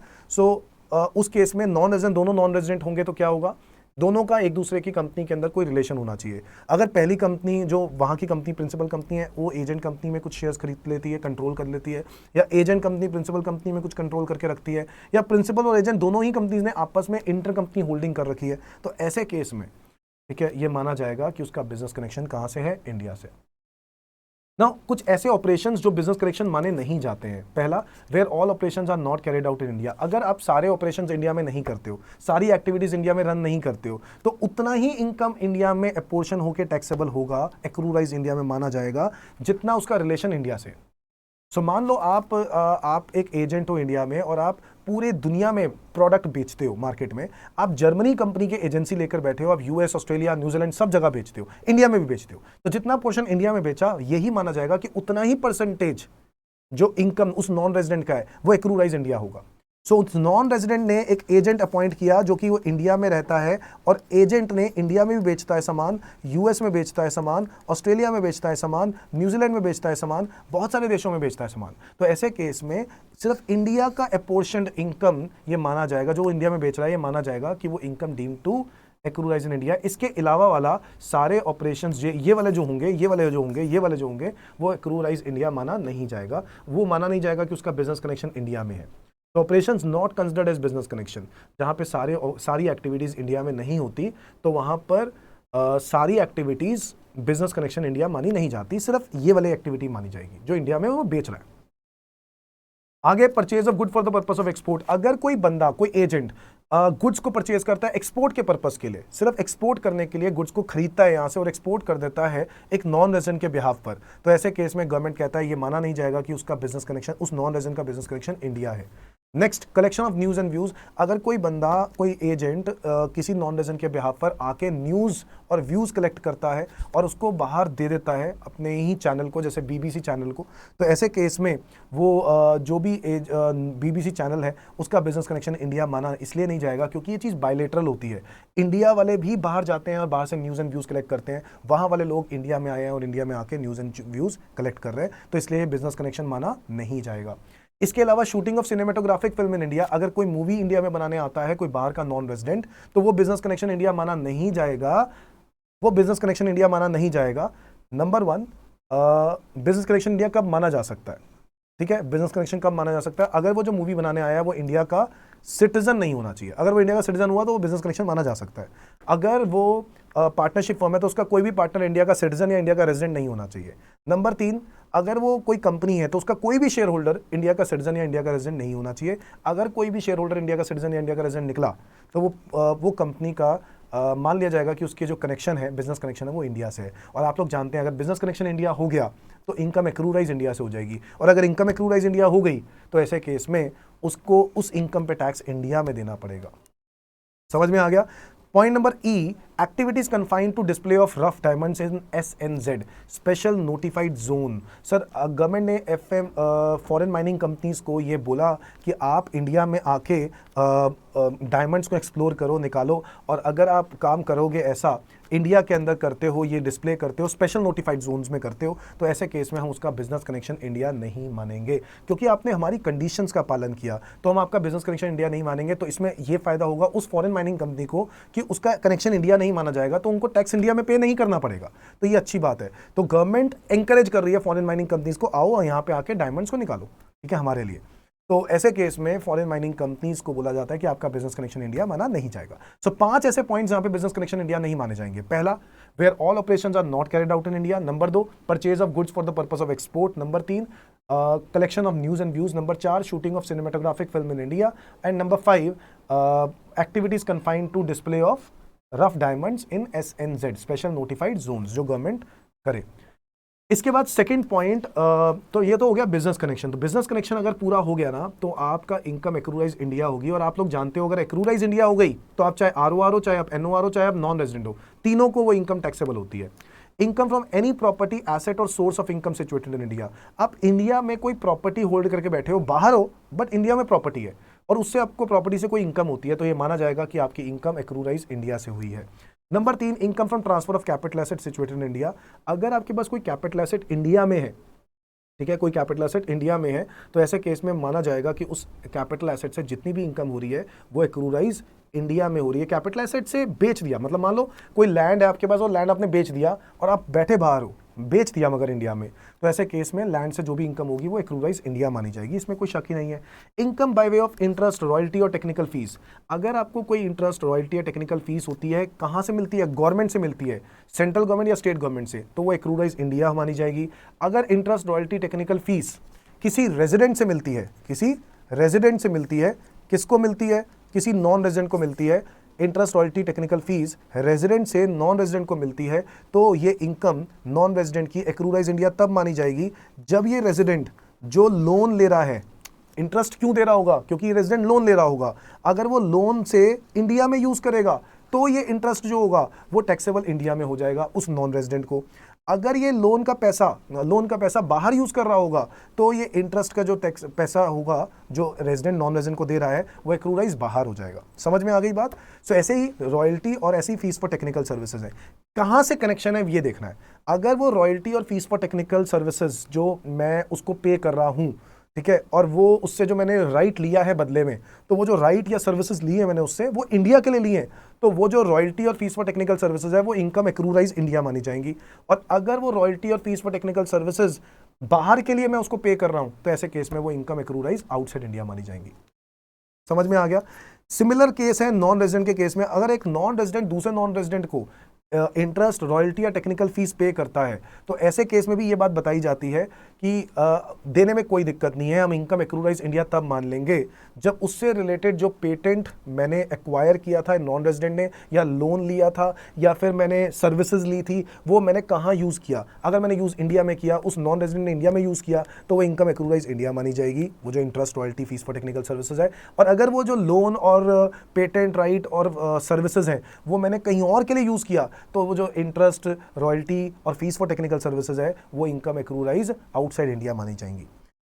समझ में आ गई बात? ये है सेक्शन नंबर 9। ठीक है, income by way of dividend received outside India of Indian company. अब तो बेटा बहुत ही सिंपल हो गया, अब तो ये टैक्सेबल है। डिविडेंड इनकम अब टैक्सेबल है, आप लोग जानते हैं, सेक्शन 1034 खत्म हो गया है। तो डिविडेंड इनकम इंडियन कंपनी से अगर मिल रहा है, आपको बाहर मिल रहा है, तब भी ये माना जाएगा कि वो एक्रूराइज इंडिया है, इसमें तो कोई शक नहीं। Income from salary payable by government for the services rendered outside India. अगर गवर्नमेंट हमें पैसा देता है, मैं फॉरेन में कहीं पे काम कर रहा हूँ गवर्नमेंट के लिए, और गवर्नमेंट मुझे पैसा दे रहा है, तो ये माना जाएगा कि वो इनकम एक्रूराइज कहाँ से हुई है? इंडिया से हुई है, इसमें तो कोई डाउट नहीं है। A sum of money paid by resident Indian to non corporate non resident or a foreign company. अगर कोई मनी, कोई अमाउंट ऑफ मनी या कोई गिफ्ट, ठीक है, कोई नॉन रेजिडेंट इंडियन को दिया जाता है, या नॉन रेजिडेंट किसी रेजिडेंट इंडियन की तरफ से non resident foreign, non corporate non resident को दिया जाता है, यानी एक नॉन रेजिडेंट है जो कि नॉन कॉर्पोरेट है, मतलब इंडिविजुअल है, ठीक है, उसको दिया जाता है, गिफ्ट दिया जाता है, तो ऐसे केस में गवर्नमेंट कहता है कि ये माना जाएगा वो जो नॉन रेजिडेंट इंडियन है जिसने ये गिफ्ट लिया है, ये माना जाएगा कि वो इनकम कहां से कमाई है? इंडिया से कमाई है। तो भैया 7 पॉइंट्स ऐसे जो मान लिए जाते हैं income deem to accrue arise in India. पहला, इनकम फ्रॉम बिजनेस कनेक्शन। दूसरा, income from any asset source or situated in India. Number 3, income by way of transfer of asset situated in India. Number 4, interest, royalty, fees for technical services provided by, मतलब interest, royalty, fees for technical services किसने दी है? या तो central government, state government ने दी है, या resident या नॉन रेजिडेंट ने दी है। वो इनकम एक्रूराइज इंडिया तब मानी जाएंगी जब वो जो उससे रिलेटेड सर्विसेज हैं वो कहाँ ली गई हो? इंडिया में ली गई हो तब। इसके अलावा income from dividend by way of dividend of Indian company, तो वो एक्रूराइज इंडिया माना जाएगा। Number 6, income from government of India to employees which are providing services outside India. तो ऐसे केस में जो फॉरेन एम्बेसी में काम करने वाले लोग हैं, ठीक है, इंडियन एम्बेसी में काम करने वाले लोग हैं जो फॉरेन कंट्री में, इंडियन एम्बेसी फॉरेन कंट्री, तो ऐसे लोगों को भी जो पैसे दिए जाते हैं वो एक्रूराइज इंडिया माना जाएगा। इसके अलावा अ सम ऑफ मनी यानी गिफ्ट अमाउंट अगर कोई नॉन रेजिडेंट नॉन कॉर्पोरेट को दिया जाता है, तो ऐसे केस में रेजिडेंट इंडियन की तरफ से, तो ऐसे केस में ये माना जाएगा कि वो इनकम इंडिया में एक्रूराइज हुई है। सो आप लोग जानते हैं हम लोग ये सेक्शन 7 और 9 क्यों पढ़ते हैं? क्योंकि सेक्शन 7 पढ़ते हैं रिसीव इन इंडिया प्रूव करने के लिए, और 9 पढ़ते हैं एक्रूराइज इंडिया प्रूव करने के लिए। और अगर एक्रूराइज या रिसीव इन इंडिया है तो ऐसे केस में आप आरओआर हो या आप एनओआर हो या आप नॉन रेजिडेंट हो, फर्क कुछ नहीं पड़ता, ये तीनों ही इनकम्स आपको मतलब ये तीनों ही केसेस में आपको इनकम्स टैक्सेबल होती हैं। समझ में आ गया बच्चों? तो ये है बेसिकली रेजिडेंशियल स्टेटस का चैप्टर। रेजिडेंशियल स्टेटस के अंदर अगर आपको याद हो तो हम लोग 6 पढ़ते हैं, 6(1), 6(2), 6(3) HUF, 6(4), 6(1) हो गया individual, 6(2) HUF, 6(3) company, 6(4) any other person. 7 पढ़ते हैं income deem to be receive in India. 9 पढ़ते हैं income deem to accrue arise in India. और 5 पढ़ते हैं इंसिडेंस ऑफ टैक्स, जहां पे वो 5 केसेस हम लोगों ने पढ़े थे। That's it. तो ये है रेजिडेंशियल स्टेटस का चैप्टर। 1-2 क्वेश्चन तो आने बनते ही बनते हैं, तो फटाफट क्विकली रिवाइज करें इसको, और 2-3 बार वीडियोस को देखो, बार बार देखोगे तो याद हो जाएगा। ठीक है जी। और ये है हमारा रिवीजन का पार्ट 1। तो बच्चों ऐसे ही मैं रिवीजन का पार्ट 2 लेके आने वाला हूं, और आप पार्ट 2 से पहले तैयारी करके चलो सैलरी चैप्टर की। सैलरी चैप्टर बहुत ही इंपॉर्टेंट है, तो पार्ट 2 आप अच्छे से कर लोगे तब मैं आपको पार्ट 2 लॉन्च करवाऊंगा, और पार्ट 2 बहुत बड़ा होगा। सैलरी चैप्टर बड़ा ही इंपॉर्टेंट है दोस्तों। यस या नो? थैंक यू बच्चों, आज के लिए इतना ही। Bye bye.